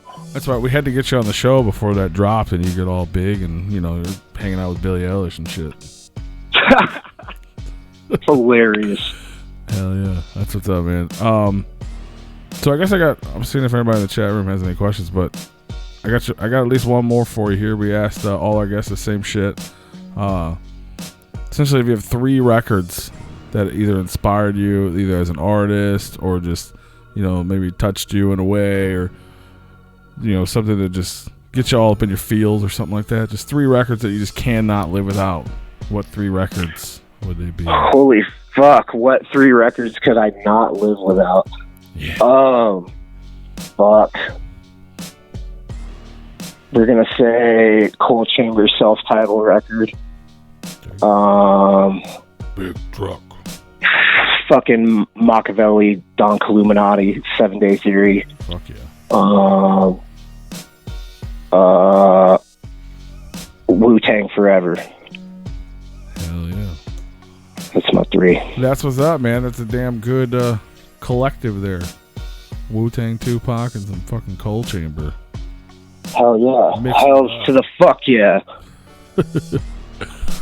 Hell yeah, man. Let's see if we got anything else going on here. I guess let everybody know where they can keep up with you, social medias, follow you, all that good stuff there. All right. So same shit, you know, Facebook. I'm not really too active on the like page. Fucking Broad Hex again. I'm almost maxed out, but I think you can still follow or whatever. Facebook, Hex Rated LSP for the like page. I am hexrated.lsp for the Instagram. I don't really Twitter, but I think it's I am hexrated. Might want to follow me on SoundCloud. Definitely go subscribe to my YouTube and to the Team Snuff YouTube. And there's more singles coming too, not just from fucking Hex Rated, in the very, very near future. So keep your eyes peeled for some more dope shit. Hell yeah, man. I am hexrated.lsp. Go follow his ass. Go to Gorehop Shop if you want to pick up some records, and make sure you gorehop.com. look forward to that violence dropping sometime in the next few months here. Shit, maybe when it gets closer, we can fucking we'll drop a single, do it on the air, and then we'll launch it to Spotify or some shit. Hit us up. We could probably make that happen for sure. Hell yeah, man. Well, yeah, let's do it. Let's make it happen. All right, man. L's up. Hell yeah. Well, much love, man. Thanks for hanging out with us, and welcome to the Replicon Radio family. So definitely, if you need some shit or Hell yeah. you got some stuff going on, man, just hit us up, and we'll get the word out, bro. Hell yeah. Thank you. Thanks for having me on. Shout outs to Replicon Radio. L's up. My name is Hex Rated LSP. Ho. Hell yeah. Peace out, brother. See ya. Boom. There it was. There it is. There you have it. I feel like he hung up quick. He got shit to do. He got work.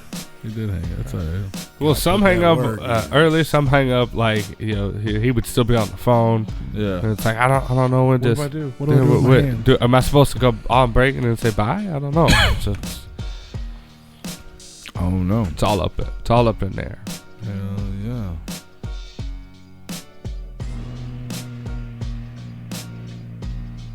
I have no idea what the hell they're saying there, but yeah, shout out to the homie Hex Rated, man.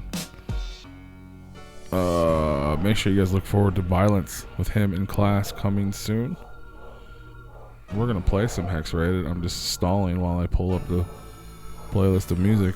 If you're on YouTube, you're gonna get that fun little spinny wheel again. So if you want to listen to Hex Rated, Head on over to repliconradio.com. head on over repliconradio.com. We're gonna bump a little bit of that Hex Rated, I'm gonna put this little fucking image on the screen that says "We'll be back," and we'll be back, right? Maybe. Are you barking too now? Rawr. That fucking something's wrong with that dog. What? No, nobody's upstairs, is there? No. Oh, okay, that's why.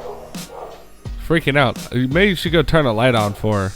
Fuck that dog. I mean, Motel 6 leaves the light on for you, don't they? Well, this ain't no goddamn Motel 6. Do right. they? Do they still do that? That costs money to run lights, bro. That's true. Where's my fucking image at, bro? Too much going on. I don't know. You threw it away, didn't you? You know what They I put did? it where the fucking I got background it, but track is. You know what I Yeah. did? You know what I did do earlier? I tried to delete this photo from the image, and I actually just deleted the entire scene, so that I like Whoops. yeah, it's all good now. Oh. But yeah, we'll be back.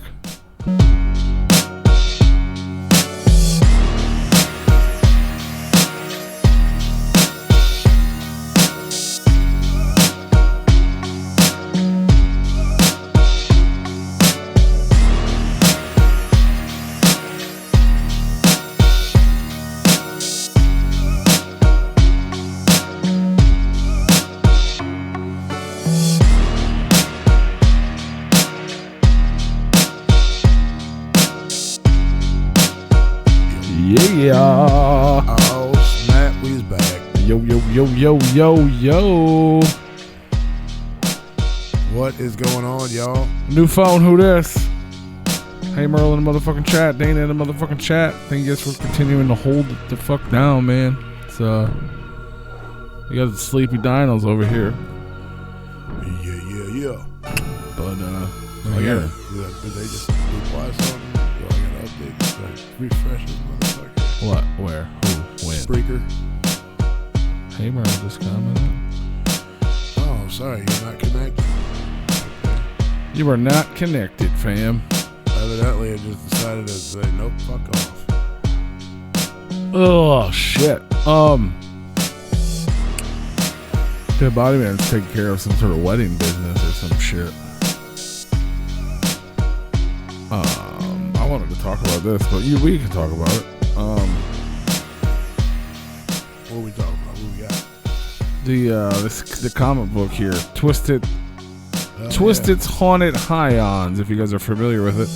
Apparently it has been sold out. The 5-issue run is like sold out everywhere. The number 5, I guess, is still available currently. But they teamed up with their buddy Dirk Manning, who is like pretty known for his Kickstarters. That's his thing. So Twisted is teaming up with him for their first ever Kickstarter. By the time, if you're not listening live, this will already have happened because it goes live tomorrow. So they put all the books together into a hardcover edition. So you get a hardcover book, and I guess there'll be a soft cover in stores sometime next year. But this is just for the hardcover, just the exclusive Kickstarter. If you don't know about Kickstarter, basically you get a bunch of perks and shit. You know what I'm saying? And it's exclusive to Kickstarter. So this is going to run from October 1st to October 31st. So from tomorrow till Halloween, you can be a part of it. And there's different tiers and shit you can buy in. I think it's pretty cool. I don't know I have like a link. Like I said, it's not live yet, but I have a preview link from Dirk Manning, and it shows the options. So essentially, you're gonna get the deluxe Kickstarter exclusive hardcover book with all 5 issues in it. That's what you get. Like that's the start. And the different options you can get is you can just get a digital version. Well, They have one with a Haunted Highons pen. You get you a Haunted Highons pen. Then you get the standard edition. I guess it has a different cover, or it's the normal one. That option is going to be available, the standard edition. They have Kickstarter exclusive t-shirts. It says Source Point Press gets twisted on the front, and then on the back it says I backed Haunted Highons, The Darkness Rises, so you get a fresh exclusive t-shirt. The Haunted Highons Volume 1 Deluxe Hardcover Collector's Edition has a fancy cover. That one is available. They got one, it's called I'm New Here. You get the book, and then you get Twisted CD Generation Nightmare. So for people who, that's for like probably the comic book fans that come over and they don't know about Twisted, they just know about the comics. Right. They got a bundle, you get the comic book. They got a bundle where you get both editions of the book, the standard cover, the exclusive cover, the t-shirt. You can get a little bit of everything. And then it starts getting into the cooler stuff. There's one that's a hoodie, super dope exclusive Haunted Highlands hoodie. It's black hoodie with green print that glows in the dark. It's actually a really cool looking fucking hoodie. And then the issue with this early link I have is it doesn't have, it shows me the pictures of the items, but it doesn't tell me the details. Yeah. So like this next one's called Who Arted, but it's about art. It has something to do with art, and there's only 5 available. And there's a picture of the Jamie Madrox cover version, so I'm sure there's some sort of artwork involved with that one. There's another one called Hey Look, That's Me, and it's only limited to 6, and I think they're gonna put you in the comic book, like the next one, because there's gonna be more. Right. It's not over. So I don't know the prices, but yeah, you can get yourself in a comic book. There's one called I'm in the Band VIP Experience. Comes with 2 VIP tickets. I don't know if that's like for a year or something like that. Plus all the other merch, the hoodies, the shirts, the pins, the books. There's only 5 of those available. There's a Jamie Madrox Haunted Highland mystery box that comes with all the merch, VIPs, and I guess Jamie Madrox exclusive stuff. Only 2 of those available. And there's a Monoxide mystery box as well. Only 2 of those available. This shit goes live tomorrow, so essentially you listening right now, you get an exclusive, you know what's there. Right. So tomorrow when it goes live and you want to one of these things, especially these limited ones where there's only 2 or 5 or 3, you know what I'm saying? Like hop on there tomorrow, get it. Are they fairly priced? I don't know, the prices aren't on here. I don't know. This is the early link. You know what I'm saying? I'm sure the standard one is fairly priced. I'm sure these exclusive ones that are limited to 2 and shit probably aren't. Right. You know what I mean? But the cool thing about Kickstarter, now obviously it's crowdfunding, you know what I mean? So basically we pay for the product to get made, right? Well, there's a goal. And they'll hit their goal. But the cool thing about Kickstarter is once you hit your goal, everything else is money. You know what I'm saying? Like they're making money now. Yeah. But with that being said, that means you get more shit. Like there's perks on the end. So even if you just sign up for the original one, as long as it keeps getting bigger and bigger and bigger, more and more perks. It's like their goal, I think the goal is $13,000. Once it goes to 14, everyone who ordered gets a thank you at the end of the book. Yeah. It goes to 15, you get an exclusive Kickstarter exclusive cardstock book plate. If it goes to 16, that book plate's signed by Dirk Manning. If it goes to 17, it's signed by Dirk, Mariana, and Alessandro. If it goes to 18, it's signed by all of them and Twisted. That's cool. Yeah, and then it keeps going. If it goes up to 19, you get it's upgraded.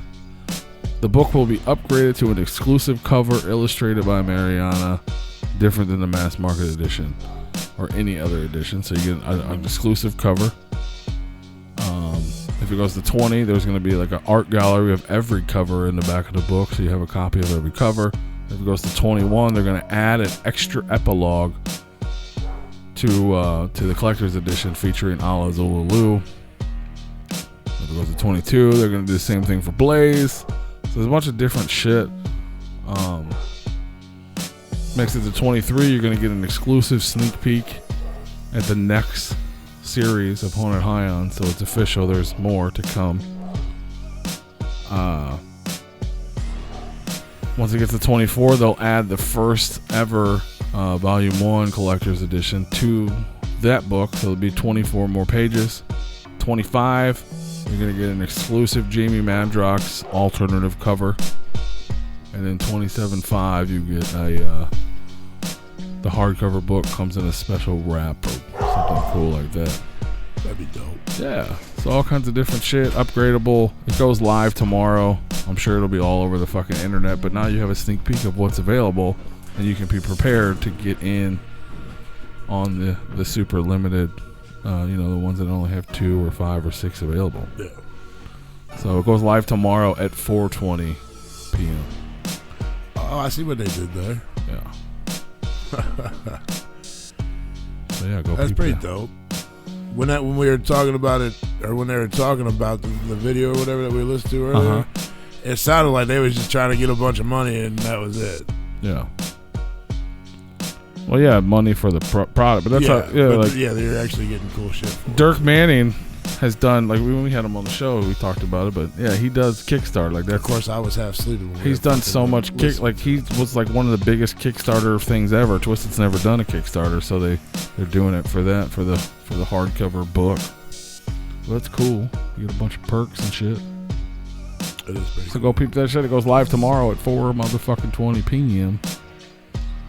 And don't forget to wake up Green Day, right? That's right. Wake me up. That Body Man's back. Hi guys. Hello. Sorry. I had party stuff to deal with. I was a bartender, so that's important. Yeah. Yep. You had a lot of stuff to say to the bartender. Yeah. Well, I mean, is the bartender buying the booze and shit too? No, but she's bringing them like specialty mixers and stuff like that. Like if people want like certain drinks and all that stuff, because we're only providing the the main ingredients, like like the vodka and then the Sprites and all that stuff. She's bringing like the grenadine and vermouth and all that stuff. The tools of the trade. So yeah, and we've never met this person. We don't know her, so it's just kind of introduction. That's the first time I've talked to her. So yeah, she sounds fun. Sounds like she's gonna fit right in. Hell yeah! And that's what we want. We want a good time. Good time. Hell yeah. Celebrate good times. Come on. I'm sure that will be played. Is that on your list? No, it is not. But Titties is. Keep it off of there. Yeah, but Titties is from Chris Boobies? Calico. No. Titties. Boobies. T***TIES. So that's titties. No. Yeah. No. Yeah. Yeah, that's a song. Yeah, no. Yeah. No. Tatas. That's what's up, man. So yeah, got the DJ locked in, got the bartender locked in. I thought you said he got the BJ locked in. Hopefully got the BJs locked in. What up, motherfucker? Officer Harry Cox. Yeah. Honk for sugar. Honk for motherfucking sugar. If you guys are just tuning in, you missed Hex Rated, but you can always go back and peep that motherfucking replay when all this shit is over. You know what I mean? Yeah, I mean. What's cracking, Leonard Skinner? Oh god. Leonard Skinner's tuning in to Replicon. I like that. Fuck yeah. Hey, if you didn't know, because you didn't, because I haven't told you yet, next week on the motherfucking show, if you don't know, it's gonna be good. Now you know. It's gonna be good. Yeah? It's gonna be good. It's gonna be good? Next week. I don't even know. Yes, you do. It's gonna be Just don't popping. remember. Hold on, wait a minute. Is it in my notes? It should be. Is it in my notes? Hold up. Next Monday, October the 7th. It's not in the calendar. It might be in the notes. October 7th? I did! And I am excited for that person's, oh, you put it up. Shrunken Head Entertainment's own Diabolic the Monster. If you guys have been listening to us for any period of time, you've heard me say this guy's name over and over again. He's definitely on the watch list of people that are, are going to do big things. So he's getting ready to come out with an album here soon, and I'm very excited for it. This dude is fucking dope. Fuck yeah, man. Yeah, is it available now? Is it come it? out today? I don't know. I knew it was pre-order last time I saw it. If it's out, I'm bumping it on the way home. That's It might it. have came out. I don't know. I could be wrong. because he's on the very short list of people that I recommend you guys keep an eye on, listen to. You know, if they come to your town, go to see a show. He is on that list. Diabolic the Monster. Diabolic. That guy is gonna do. Yeah, it's up. It's available. I think it came out today. Gasoline. Boy. The brand new fucking. I'm pretty sure it came out today. Like brand new album. Yeah, September 30th today. So brand new albums online right now. Gasoline. Bumping it on the way home. From our homies at Shrunken Head Entertainment. 9 brand new tracks for that ass. And he'll be here next Monday talking about it. And I'm excited to hear what's going on. Because I guess he used to be an Axe. He used to be an Alazuli Lou. I only heard the rumor, something. but I don't know if that was ever actually true. I mean, him and his wife are the ones that told me, so I assume it wasn't a rumor. Oh, maybe. Yeah. I don't know. But he didn't seem to like to talk about it, so. Well, I would imagine. I don't. It probably didn't end well. Yeah. But I don't know the story, and I'm excited to hear the story, and I'm also excited to hear obviously what's been going on since. Well, I know that the early days of Axe was just he's on the song in the trunk. He's the third verse. Is he? Yeah. Oh, well then, yes. He was. Yeah. Because I know that they had a couple other members, because it's always been Bill. Yeah, and CJ died. It's always been Joe. Right. And I know there was at least 2 or 3 other people. Yeah. I think, the CJ Die guy was one of them. Yeah. They had a few people in that group, huh? That's why when we first now we believe. Yeah, we didn't know. When we first started talking to Axe, we had no idea because they had so many different members. We were like, who in the fuck is in this? Oh, I wonder who did we have on that first time? There was 4 people on the fucking phone, wasn't there? Yeah. And then they had the secret member that didn't talk or whatever. It was a joke, but yeah. Like, oh, this guy's here too, and then the one dude started talking with his butthole or something. That was Lee. I thought. Was it? I don't remember. I thought Lee was talking with his butthole. Yeah, it could have been the 3 that we know. I honestly don't remember because I didn't think Lee. It was chaos. I don't know if he not was. the first one. Not the first one. Yeah, I'm talking about the first one. I don't know if Lee was there. There was a third member, but I don't think it was Lee. I don't think it was either. I don't know because Lee didn't get really put on until that was a long time ago. Yeah. But I know it wasn't Diabolic the Monster. No, it wasn't him. Because that wasn't his name. Yeah, but we could definitely push him. You know, it's like, hey, you want to talk about it, guy? You want to talk about it? You want to talk about it, guy? Oh yeah. But yeah, so next week on the motherfucking show, Diabolic the Monster. It's gonna be dope. I'm pumped. I'm pumped for it, man. It's gonna be good. Go check out fucking Gasoline and comment on his page and tell him your Replicon Radio sent you. This guy loves his mechanics gloves, by the way.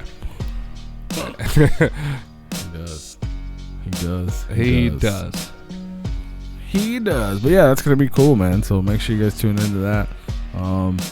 Tomorrow's a new month, so if you don't already, you should join Replicon Radio motherfucking Patreon. Patreon.com/Replicon Radio and get in all the fucking exclusive perks right from the get. Got some dope shirts if you guys want to be a shirt member tier. We'll probably drop that Jelly Roll interview over on Patreon too. Before y'all get the fuck with it. You know what I'm saying? So you get the exclusives, man. You get the perks. So head on over there. Support all that good shit. What the fuck else is popping, fam? Anything? We already had Louder Than Life. We did. It was dope. It was a much shorter synopsis than I thought it was going to be. Of us talking about the thing. Yeah. You're just like, yeah, we went to show these people played and it was cool. They were good. And, yeah, I mean, it wasn't like the party was Mankini. Wasn't a Juggalo festival. Nothing like really stupid happened. Oh, I know, but yeah. I mean, there's a fight that almost broke out in front of me. There we go. Yeah, chaos. Some old guy, an older gentleman and a fucking younger guy. The old guy was fucking drunk. He couldn't get it through his fucking head to leave the dude the fuck alone. He came at him 3 fucking times. Dude was like, get the fuck away from me, dude. I'm telling you right now. Yeah. Just go. And then, I guess, staff got involved. They weren't security. Staff got involved and was trying to tell the dude. The dude was just like, well, I just want to apologize to him. And kept trying to come at him to apologize to him. The dude's like, dude, just get the fuck away from me. It's fine. It's cool. Go. Yeah. Bye. 3 fucking times he came at him. The last time he was like, fuck it. I'm going to hit this motherfucker. He didn't hit him, though. I was like, motherfucker. Like, literally, like, from me to P, that's how close. I mean, it was about to happen. Yeah. About 5 feet away from the shit. I'm like, I told the young buck, I'm like, dude, fuck, don't let that dude ruin your fucking night. Fuck him. He keep fucking touching me, and I told him stop. I said, I understand that, but he's fucking drunk. We're drunk. Fuck, who gives? I said, all right, we've been drinking. All right, cool, whatever. I said, you having a good fucking time? He's like, fuck yeah. And then he started telling me about being in the mosh pits and this and that. And then I happen to look over his shoulder, and he turns around, and here comes a fucking old dude again. Oh, God. For a second time coming out. I'm like, motherfucker. I said, it's all nice, but he goes, I'm going to hit this motherfucker. I don't know how many. He goes, I don't know how many times I can warn him. Yeah. I said, man, you're not a little guy, and I mean, neither is he, but he's old. Just let him go. Right. He's like, I'm trying to. Yeah, it's like I'm trying. I've literally given him all the outs. I said, I know. I said, man, I'm telling you right now, I'm surprised you're this nice about it right now. Yeah. Fucking 3 times the dude's coming at you, and I'm surprised you didn't fucking knock this dude out. Yeah. Get him. Yeah, but that was the only like really bad thing about that. And apparently, I was reading on the way home today. There's a 16-year-old, was it 16 or a 15-year-old or 16-year-old kid died while we were out there. There? Apparently, yeah. Apparently, he had an asthma attack. He was working for one of the food places, and he had like an asthma attack and fucking apparently died. Oh, wow. That's not good. Well, I mean, they don't exactly treat their employees the best at those food stands, so who knows? I don't know, everybody, all of them seemed like they were having fun.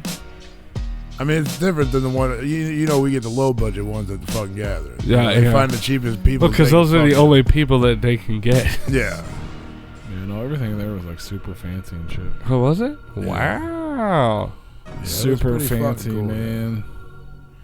That's some big sponsorship dollars right Huge.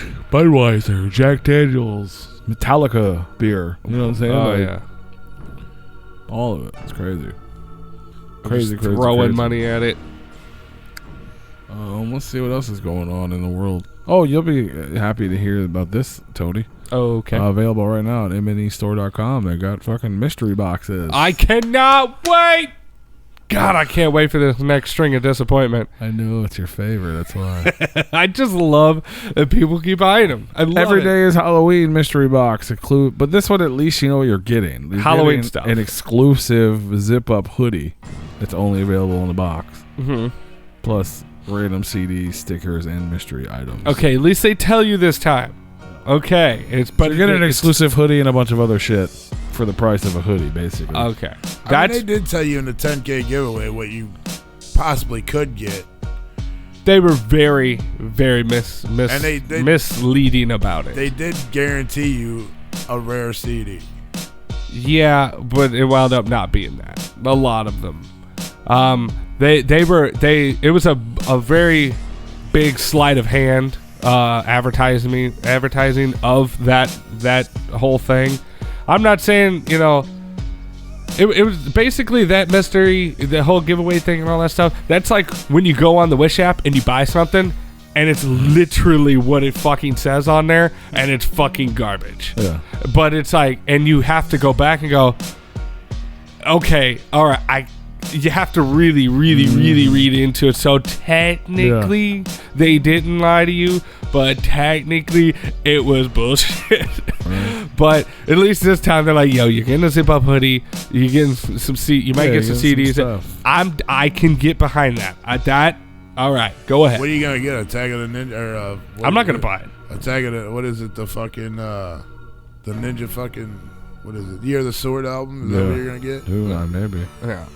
I mean, at least like the first time, it was very, very shady, very shyster. Oh, you're gonna shysty get of them. You're gonna get another Triple Threat album, the EP or the sample. Oh, the 3, yeah. Yeah, Maybe. yeah, Yeah, they made a lot of those, I guess. You'll get another one of those. But they made a lot and they didn't. That's the only thing stopped me from getting one. Because you're gonna tell me I'm getting a CD, which a hoodie I can always wear a hoodie. Yeah. I wonder if it's a different hoodie. No, the CDs are that's obnoxious at this point. If unless you're just not a supporter of Twisted, then it's cool. I don't have any of this stuff, but yeah, 9.5 out of 10 people that buy it often, so they have all your leftover CDs. I got like 7, 8 fucking triple threads. Make a new one. Put a fucking single in there. You know what I mean? Like they don't cost much. Put a single in there. The only way you get it's in the box. You know what I'm saying? They'll sell out. I'd buy them every time. Something. Most people would. Like, people collect audio, so if there's a single in there and that's the only place you can get it, done. Officer Harry Cox, they talked about in the beginning of the show. It was super dope, man. We saw people. We were really tired because we got home minutes before we went on air, so. Yeah, we saw Mankini out there.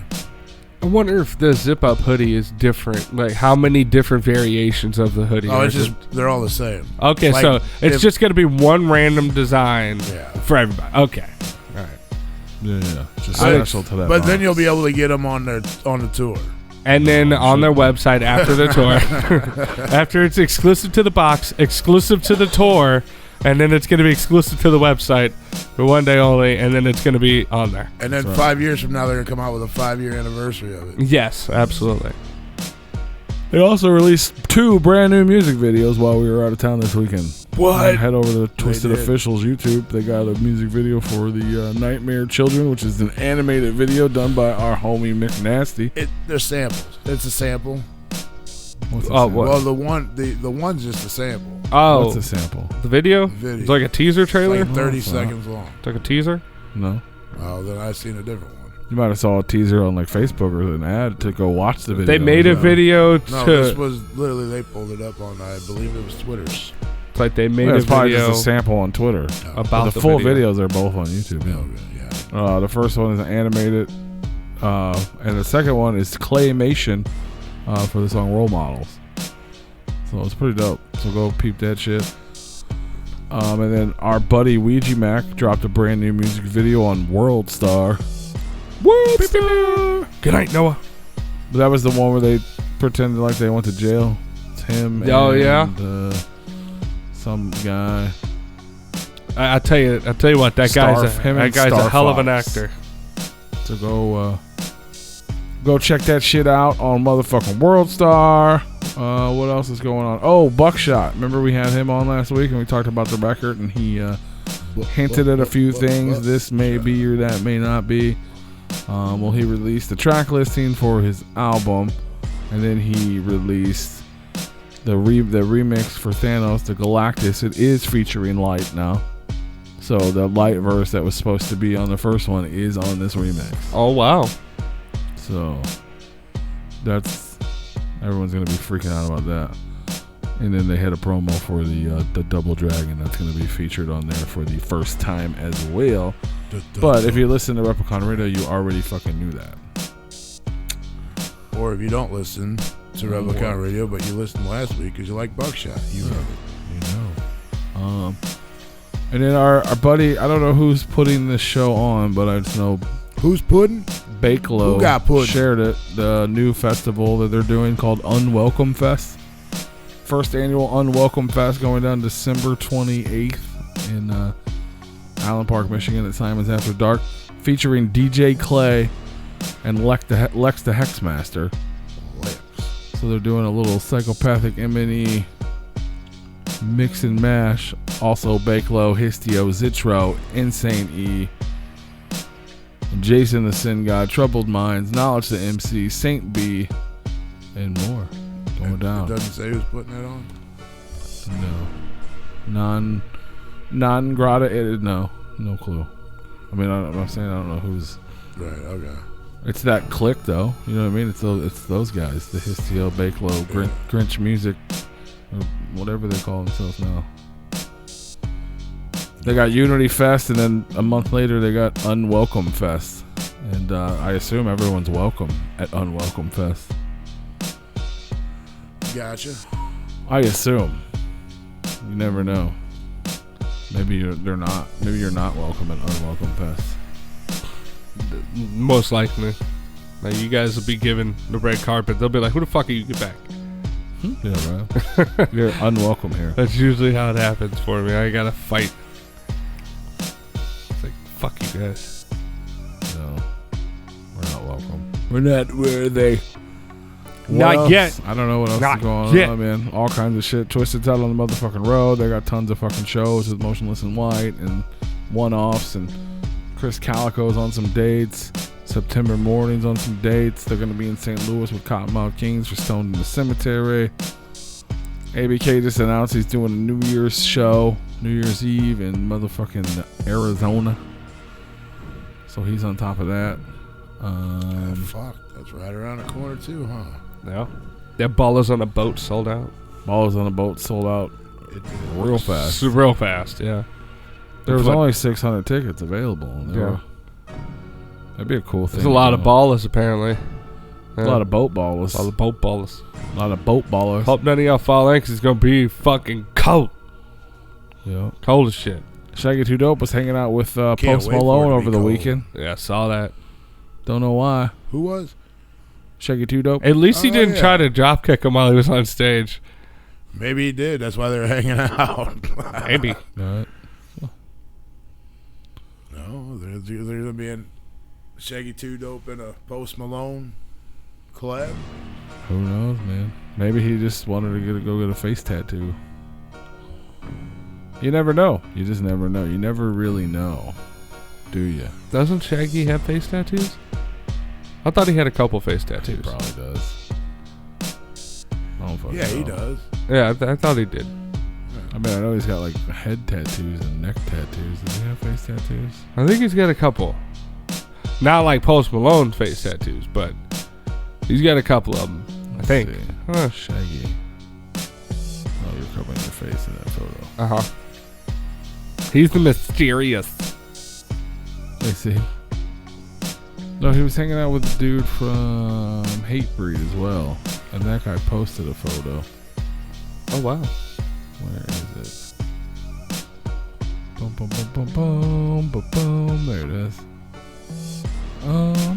No, I don't think that's it. He's got neck tattoos.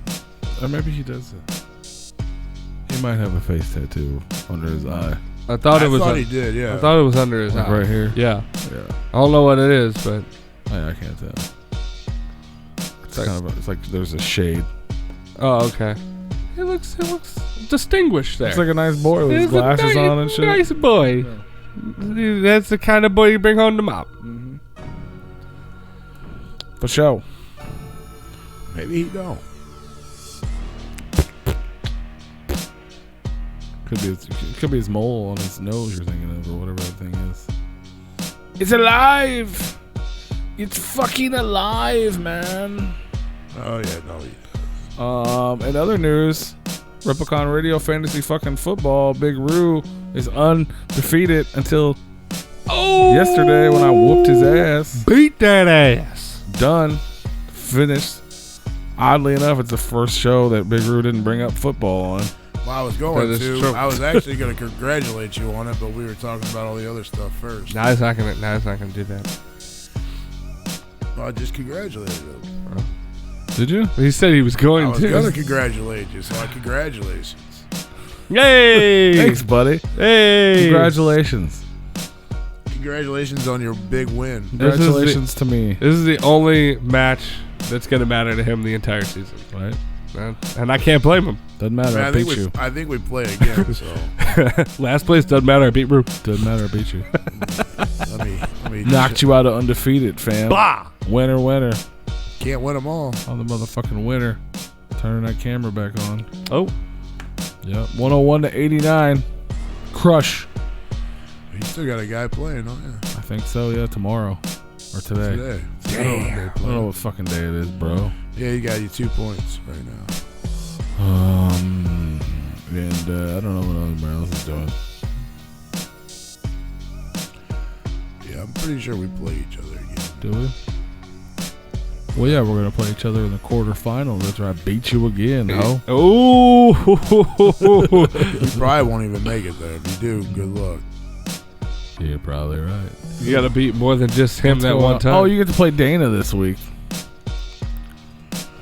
You better be nice. I'm going to bench all my players so she can win again. You better be nice to her. I know we play each other again. I don't win. Ooh, Wiggles. Wiggles is going to take down Big Will next week. I'm excited for that. Go Wiggles. I don't know where you are today, but go Wiggles. He was in the chat earlier. He's probably chopping wood or some shit. Yeah. Well, he's chopping wood for Dana to burn for the awards. Is that what it is? Yeah. Sweet. Fresh Wood Awards. Yeah. Fresh Wood Awards. Maybe we don't play each other. If it does, it's got to be week 13, no? That's something we have to start talking about soon, too. Oh, we don't play us. We only play each other once. Unless we go to finals Yeah. or whatever. Yeah. Well, that's a little odd. Is it? Yeah. Usually, well, because I think we're in the same division, ain't we? Well, at least we know every time we play each other, I won. That's why we're not in the same division. I'm still in first though. We're not even in the same league, bro. Still, I know. I'm in the winners bracket. How many wins you got? He's got that fucking W. One against Big Roo. I beat Big Roo more than anyone. So you're 3-1. Can you and say I'll be that Big 3-1. Roo was throwing L's up this week? Yep. L's up. I beat Big Roo more than anyone.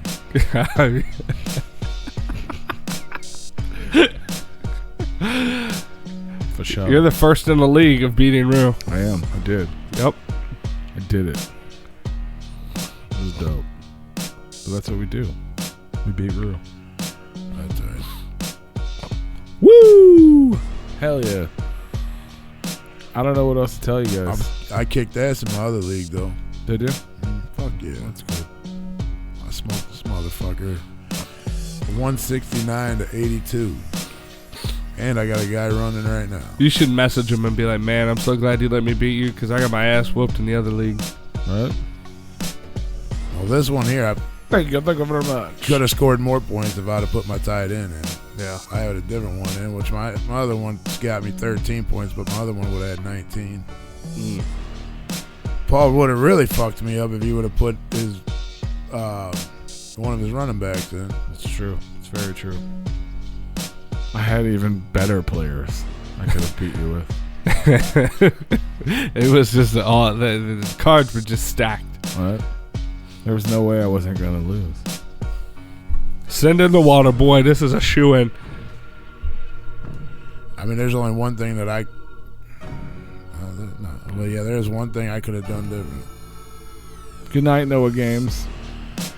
I could have added 6 more points onto my score. That's about the best I could have done. Or, well, yeah, 6 more points.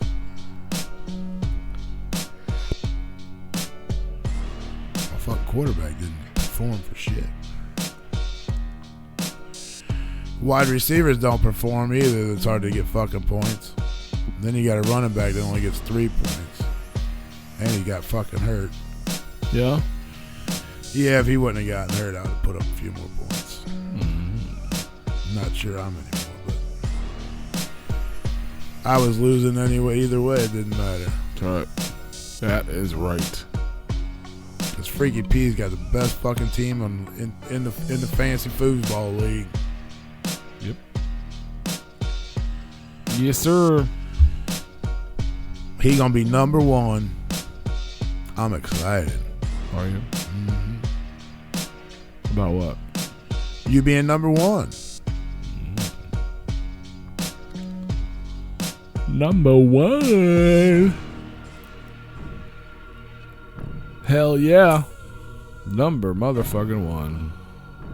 My defense was shit this week too. Were they? Fuck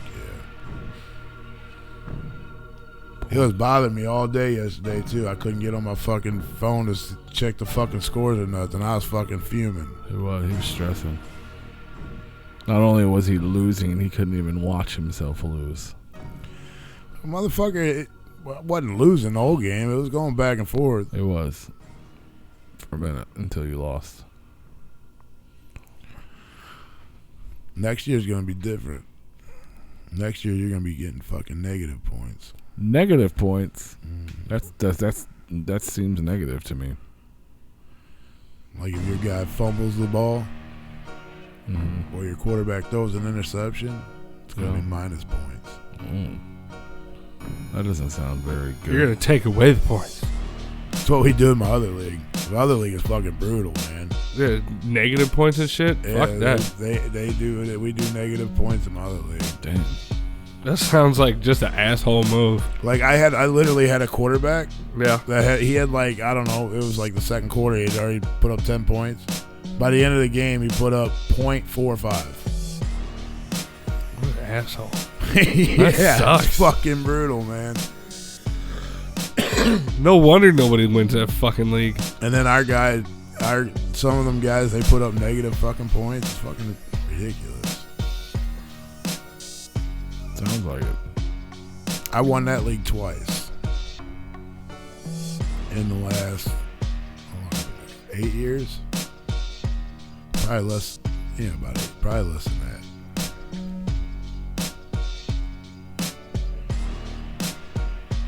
Come on, Juju Smith-Schuster. Who? Juju Smith-Schuster. That's a person's real name? So, yes, Juju Smith-Schuster. There it is. Juju Smith-Schuster. What the fuck? Yeah, how you like that one?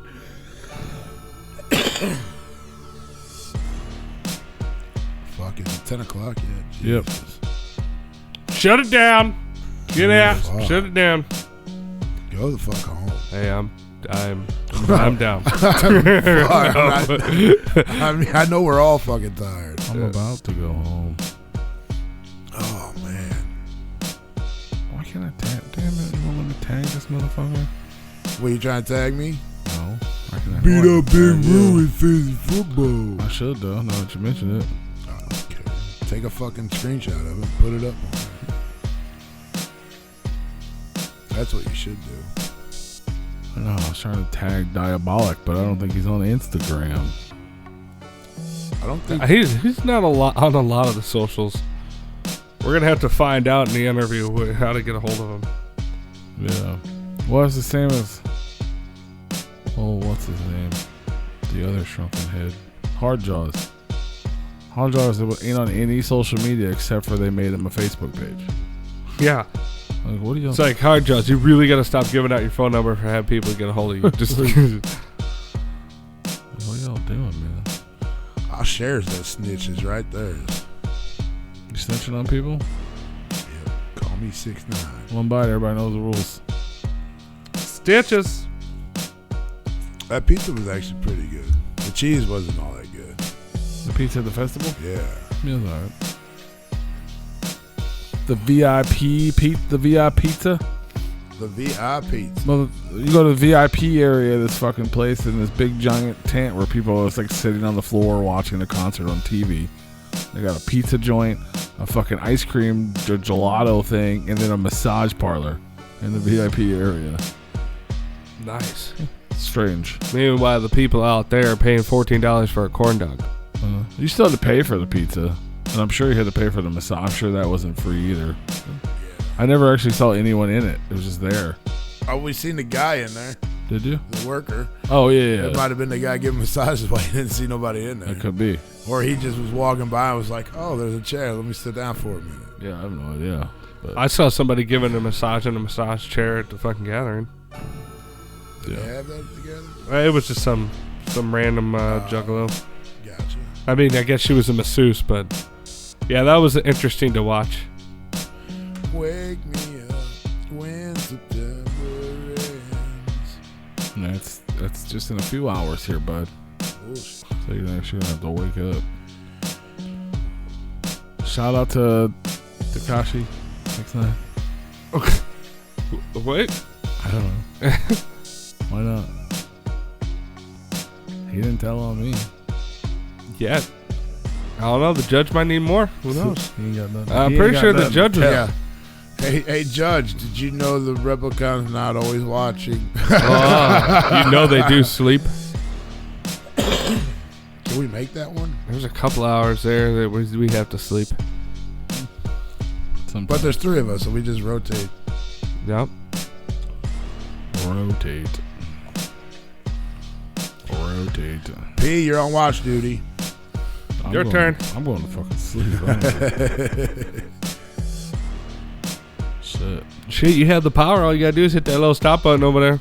I do. And then the other stop button. And then the mute 18 buttons. stop And then you gotta buttons. turn off the thing. And then you can turn off the other thing. And you gotta shut the computer. Hey, Judge, you know the Replicon Radio hosts, they're not really skinny. No. That's not true. That's not true.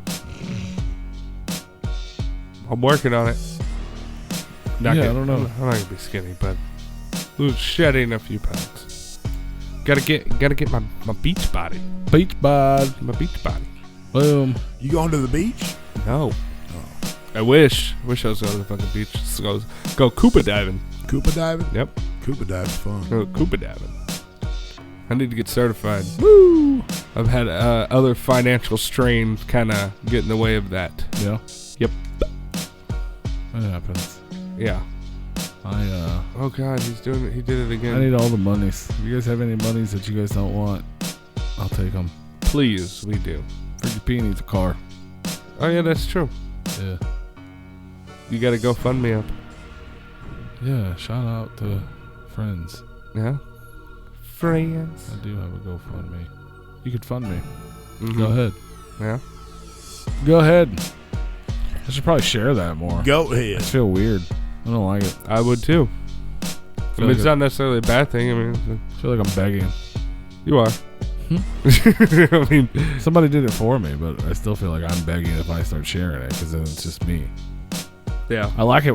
Yeah, I mean, like I need it. It would help. It's just like jingle, jingle. Yeah. I just feel like I'm shaking a cup of the internet. Yeah. People say like, give me a I mean, fucking quarter, fam. Essentially.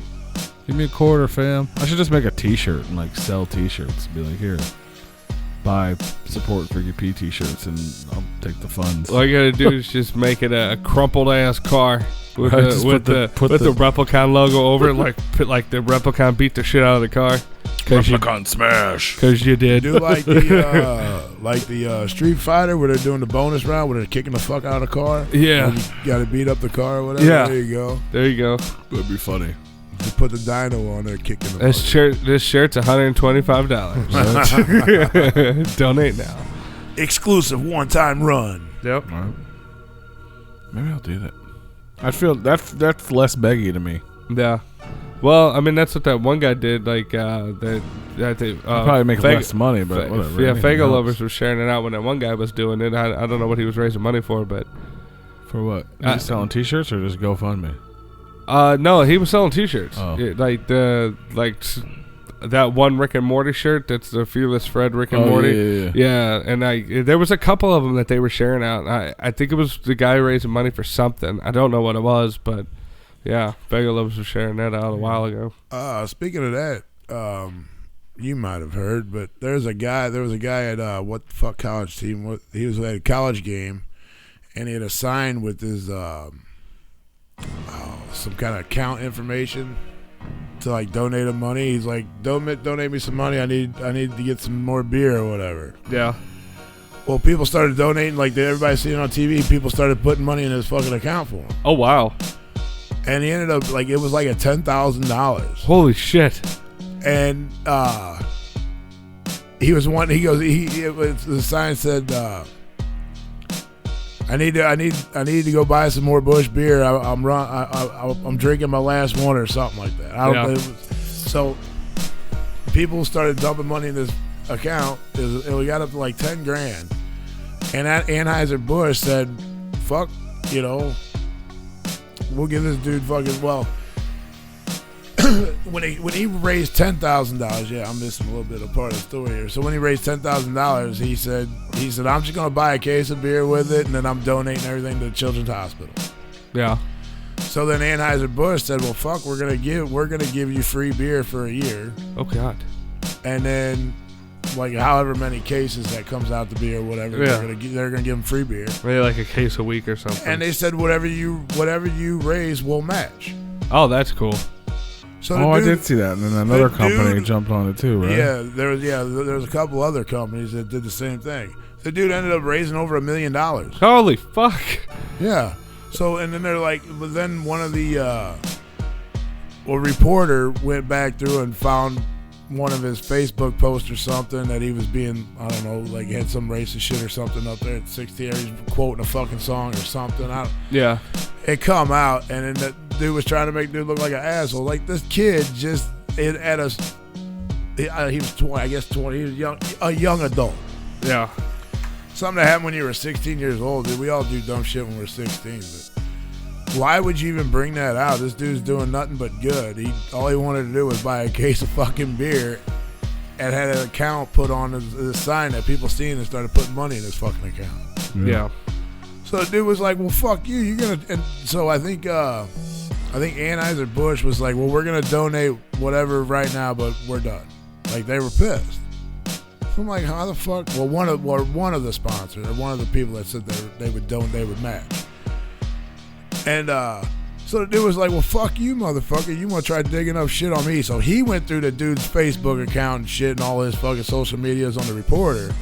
And he was like, oh, look, this dude done this, and this, and this, and this, and this, but he's trying to make me look like the bad fuck guy. Mm-hmm. That reporter the next day apologized and then deleted all his accounts. Damn. How ignorant is that? That's a piece of shit reporter, man. Anything for a story. Yeah. You know. I thought that was cool, though. The dude's holding a sign of this. Donate me some money. I want to buy some beer. Yeah. He ended up getting $10,000 dumped in the account, and then he's picking up companies to help match and donate. And it's for the kids. You know, come on, man. It's not like I can see if he was just going to keep the money for himself and just buy beer, you know, buy $1 million worth of fucking beer. So, did Anheuser match, or they pulled out? Well, they matched up. I think one of the companies, I know they both are going to match, but I think one of them said, here, we're done with this. We're going to match what we said we would now, and we're done. Yeah. And they said they wouldn't give any more. Then, I'll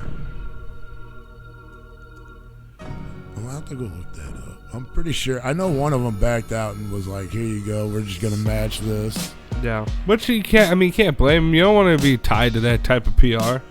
No, but I mean, it's just fucking ignorant. That dude did this shit when he was 16 years old. So, I mean. That was fucked up on the reporter's part. Yeah. Leave the dude alone, man. Why would you even go try to dig shit up? Haters, man. It kind of annoyed me. I mean, I can see if the guy was like some piece of shit and was just gonna collect the money and not do anything with it. You know what I mean? Well, also on the other hand, I don't know. A bunch of drugs. I don't know what he said. I don't know what the tweet said or whatever it was. I don't know how bad it was. I don't know the intention. But that being said, though, I mean, if we live in a society that we allow that to fucking be an issue. Like, I know I'm not saying that, you know, it's okay? I'm not saying that. But the fact that something that he did 10 years ago, let's say he did quote a song, he's fucking retarded. All right, he's a different person now. He raised over $1 million for Children's Hospital for, like, just seemingly out of thin air. And you're going to really trip off this thing that he did 10 years ago or however long ago it was? It was Anheuser-Busch. They cut ties with him. Yeah, and I can't blame them. But why? Like, that's the society we live in, where we allow something so stupid like that. Like, now, if he said something blatantly, ignorantly racist, it was still 10 years ago. It's not okay. All right, maybe there's something there. But if he was like quoting a song or something like that, he was dumb. I'm not condoning racism or posting racist stuff or being racist or anything like that. But the fact that something so small can just ruin such a good thing, it blows my mind. I mean, It doesn't blow my mind anymore, but it's absolutely ridiculous.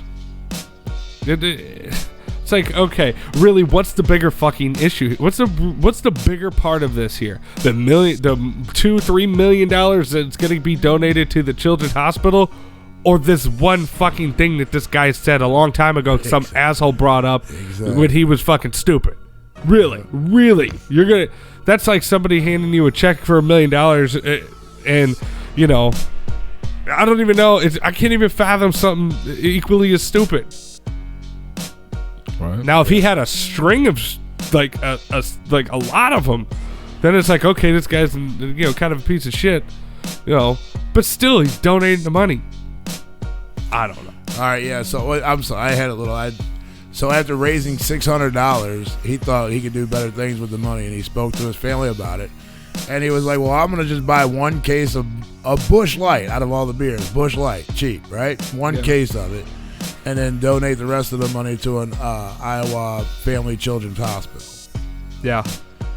But then he ended up getting like $20,000, and it just kept going up from there. Yeah.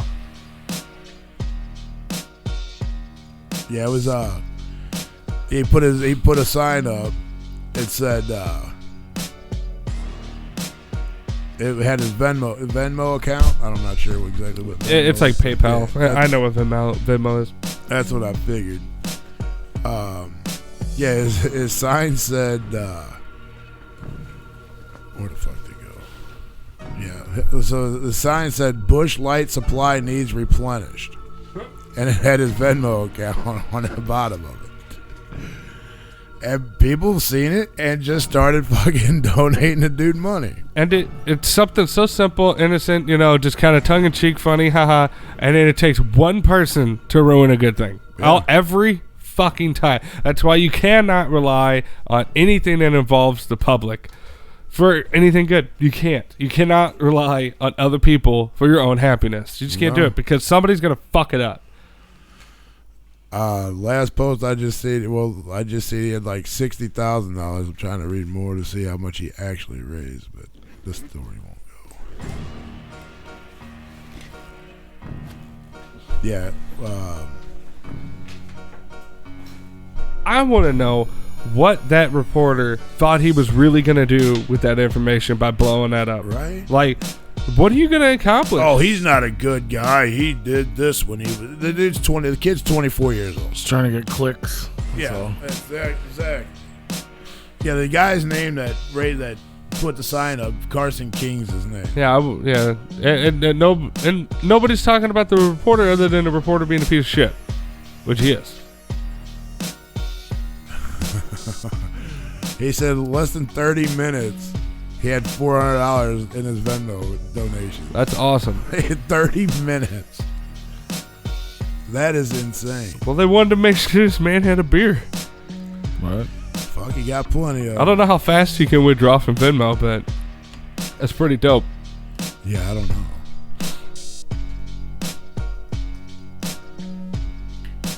That just pisses me off that somebody would be that ignorant.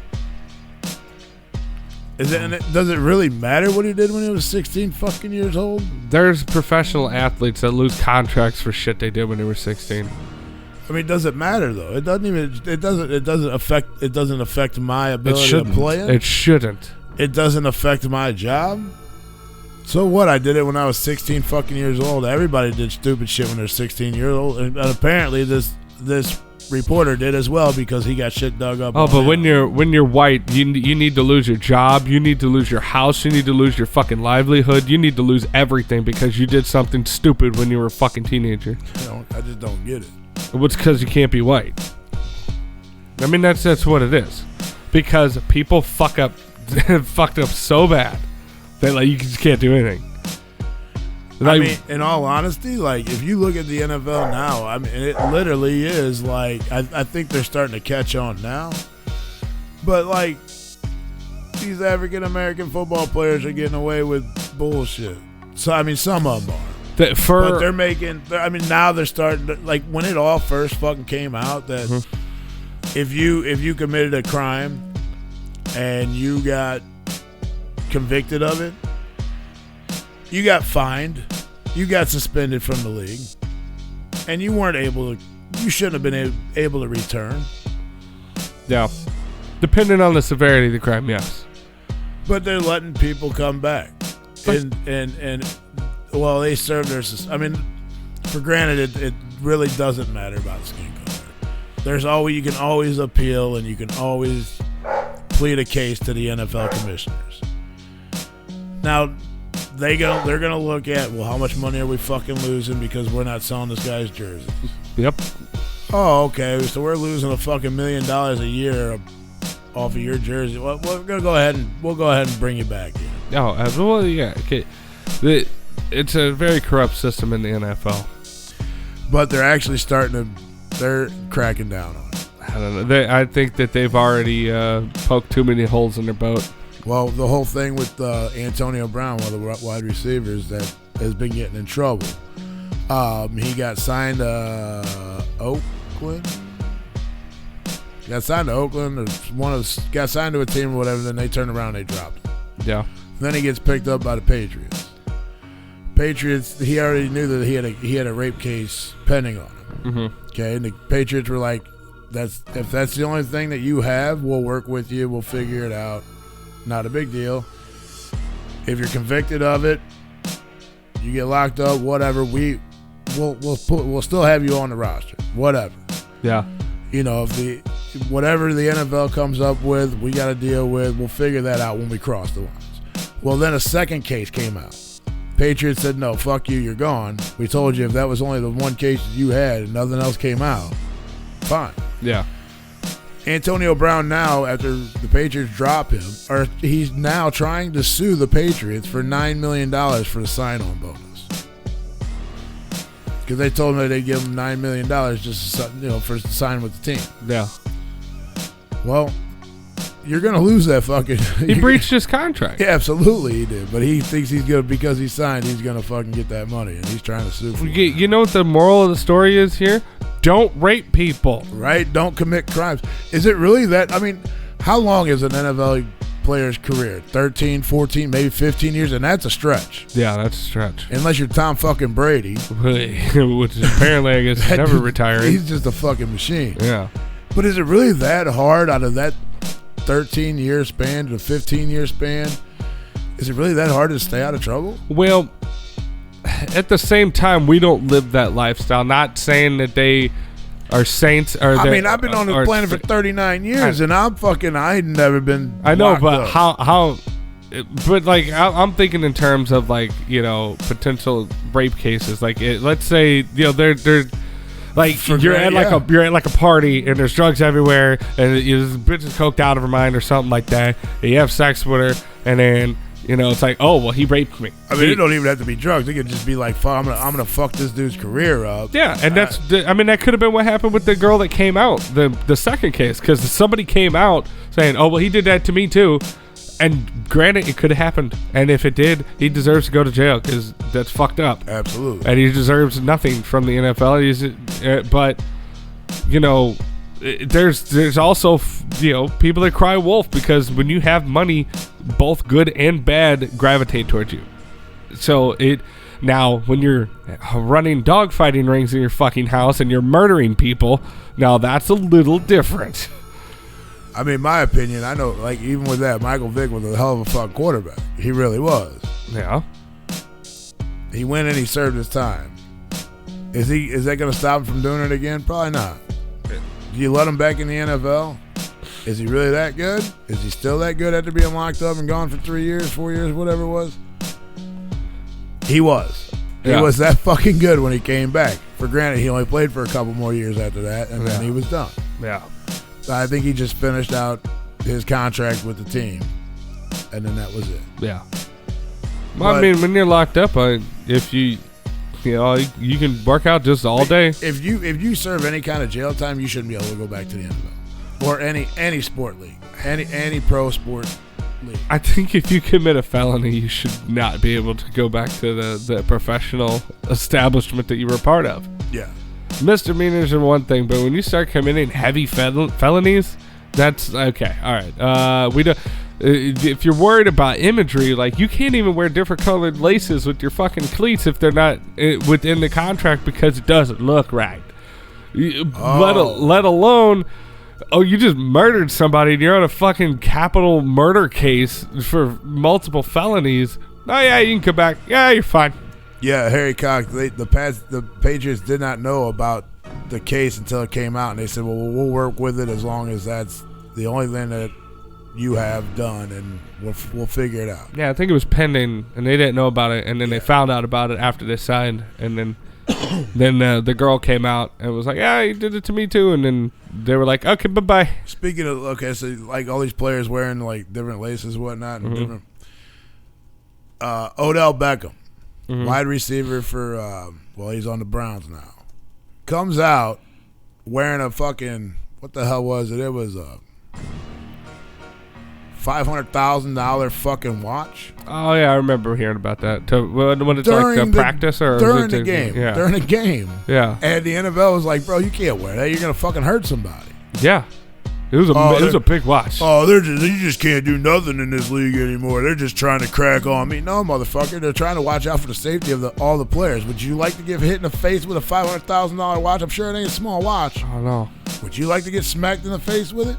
Yeah. I mean, hell, you might as well just give each other bats and run around and beat the fuck out of each other. That's the case. I think they should. I think they should do that. Tasers and bats. And then one of the other running backs for the Rams, Todd Gurley, he had wore a... If you have a shield on your helmet now, like the visor? The visor. It has to be clear. Yeah. Well, he came out with a tinted visor. They said he couldn't play if he had to change the visor out. It had to be clear. That is ridiculous. That is dumb. Like that, I mean, that's... That you can't hide your eyes? I mean, I guess you're not supposed. I guess because they feel it's unsafe because they feel like you can't see out of it. I mean, maybe if it's like super dark, but... It's no different than wearing sunglasses, right? Yeah, but you can't wear sunglasses on the field, I don't think, can you? No, that's why they have the... You should be able to wear the visors that have, instead of the eye black, wear visors. Well, what if they come out with like a mirrored visor? Maybe that's what it might have been, and that's what they were saying, but it was a pretty dark tinted...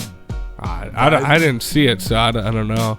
But I know the guy that was wearing... I heard about it. I didn't see it. But the guy that was wearing the watch, he came back out and like he did something else. Yeah, he ended up... He had like $1 million fucking something on it during a practice. Yeah, he came back out and did something else, and I think that one might have been bullshit. The second thing that they fucked with him about, and he was like, now they're just targeting me. They're just... Yeah. But I can't remember what it was. I know it was something stupid. I think that, yeah...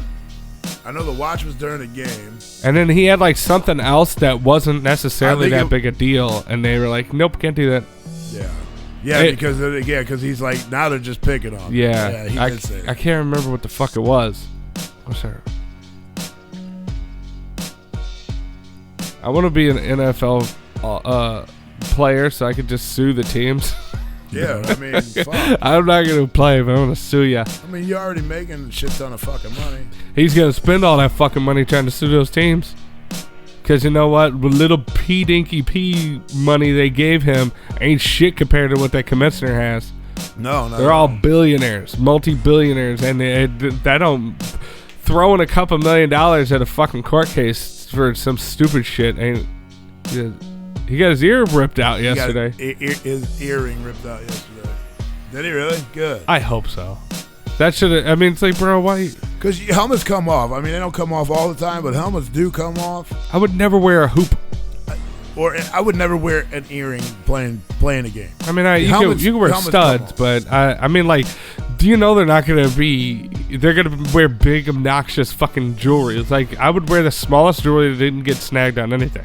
Well, like, I remember, like, even in baseball, these players weren't able to wear chains around their necks. Yeah. They couldn't wear anything. Like, you know, because it was shiny and they still sun make them beaten down. And what happens if the light shines off it, hits somebody in the fucking eye? Yeah. Well, they especially pitchers. They let them tuck it though. Yeah. Now you can wear chains and they have to be tucked. I don't understand why you have to wear fucking jewelry when you're playing sports, but whatever. You gotta look good, man, when you're out there on that field, because your performance ain't doing it for you. I guess. Your performance ain't making you look good, but that jewelry is. I guess. That's the way it seems nowadays. Well, when you get your ear ripped the fuck off, it makes you look real stupid. Yeah, right? That's funny. I would never wear jewelry playing a sport. I wouldn't either. Especially professional one. No. I mean, because like, it's not like you're playing against the, I Tom, wouldn't Dick, want and Harry. anything to happen to it. That's yeah. why I wouldn't, I mean, Because, like, I understand that, like, if you have your ears pierced or something pierced like that, you got to keep jewelry in there so that way it doesn't close up. Right. But don't wear shit that's going to get snagged. Like, you can wear flat studs. I mean, I've never had my ears pierced. I don't know how the shit works, but I'm sure it's not going to close up in a matter of a 3-hour period. It can. Yeah, it can. And, like, nose piercings, if your tongue pierced, the tongue piercing will close up. Like, you know, Alex's cheek piercings, if she takes one out, like, in 10 minutes, it'll close. Like, really? Like, she'll have to re-pierce it. So, for some of those, you really have to, you can get flat studs on there. Both sides are flat, so you can get it to where it's not going to get snagged. I've seen them. I've seen girls wear those. Yeah. Or even the gauges or whatever. You can wear the jewelry to where it doesn't close up and it's not going to rip your ear out when the helmet comes off. Right. I'm about to go fucking. Yeah, I'm gonna find that out. I want to see that video. Hopefully there's a fucking video that shows him get his fucking earring ripped out. Oh, but something intense like his helmet went flying 10 feet into the fucking air. I mean, it's possible. I mean, I see helmets. I'm not saying that helmets fly off all the time, but they do. They seem to fall off more nowadays than they did back 10 Well, that's years why that ago. one guy was refusing to play with those new style helmets. That was, who the fuck was that? He was another player from Pittsburgh, running back. Who the fuck was it? I can't even remember his fucking name. I don't know. But yeah, but Tom Brady he's like, I don't like it, but I'll wear it. And then the league was like, oh, too bad, you better wear it. Yeah. He said, tuck it like a Ouija man. Yes.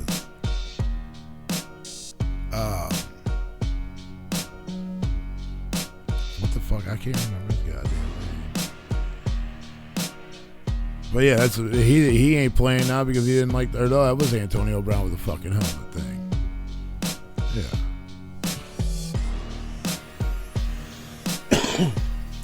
He didn't like the helmet. It's gonna save your fucking life. Yeah. Motherfucker. Save your life.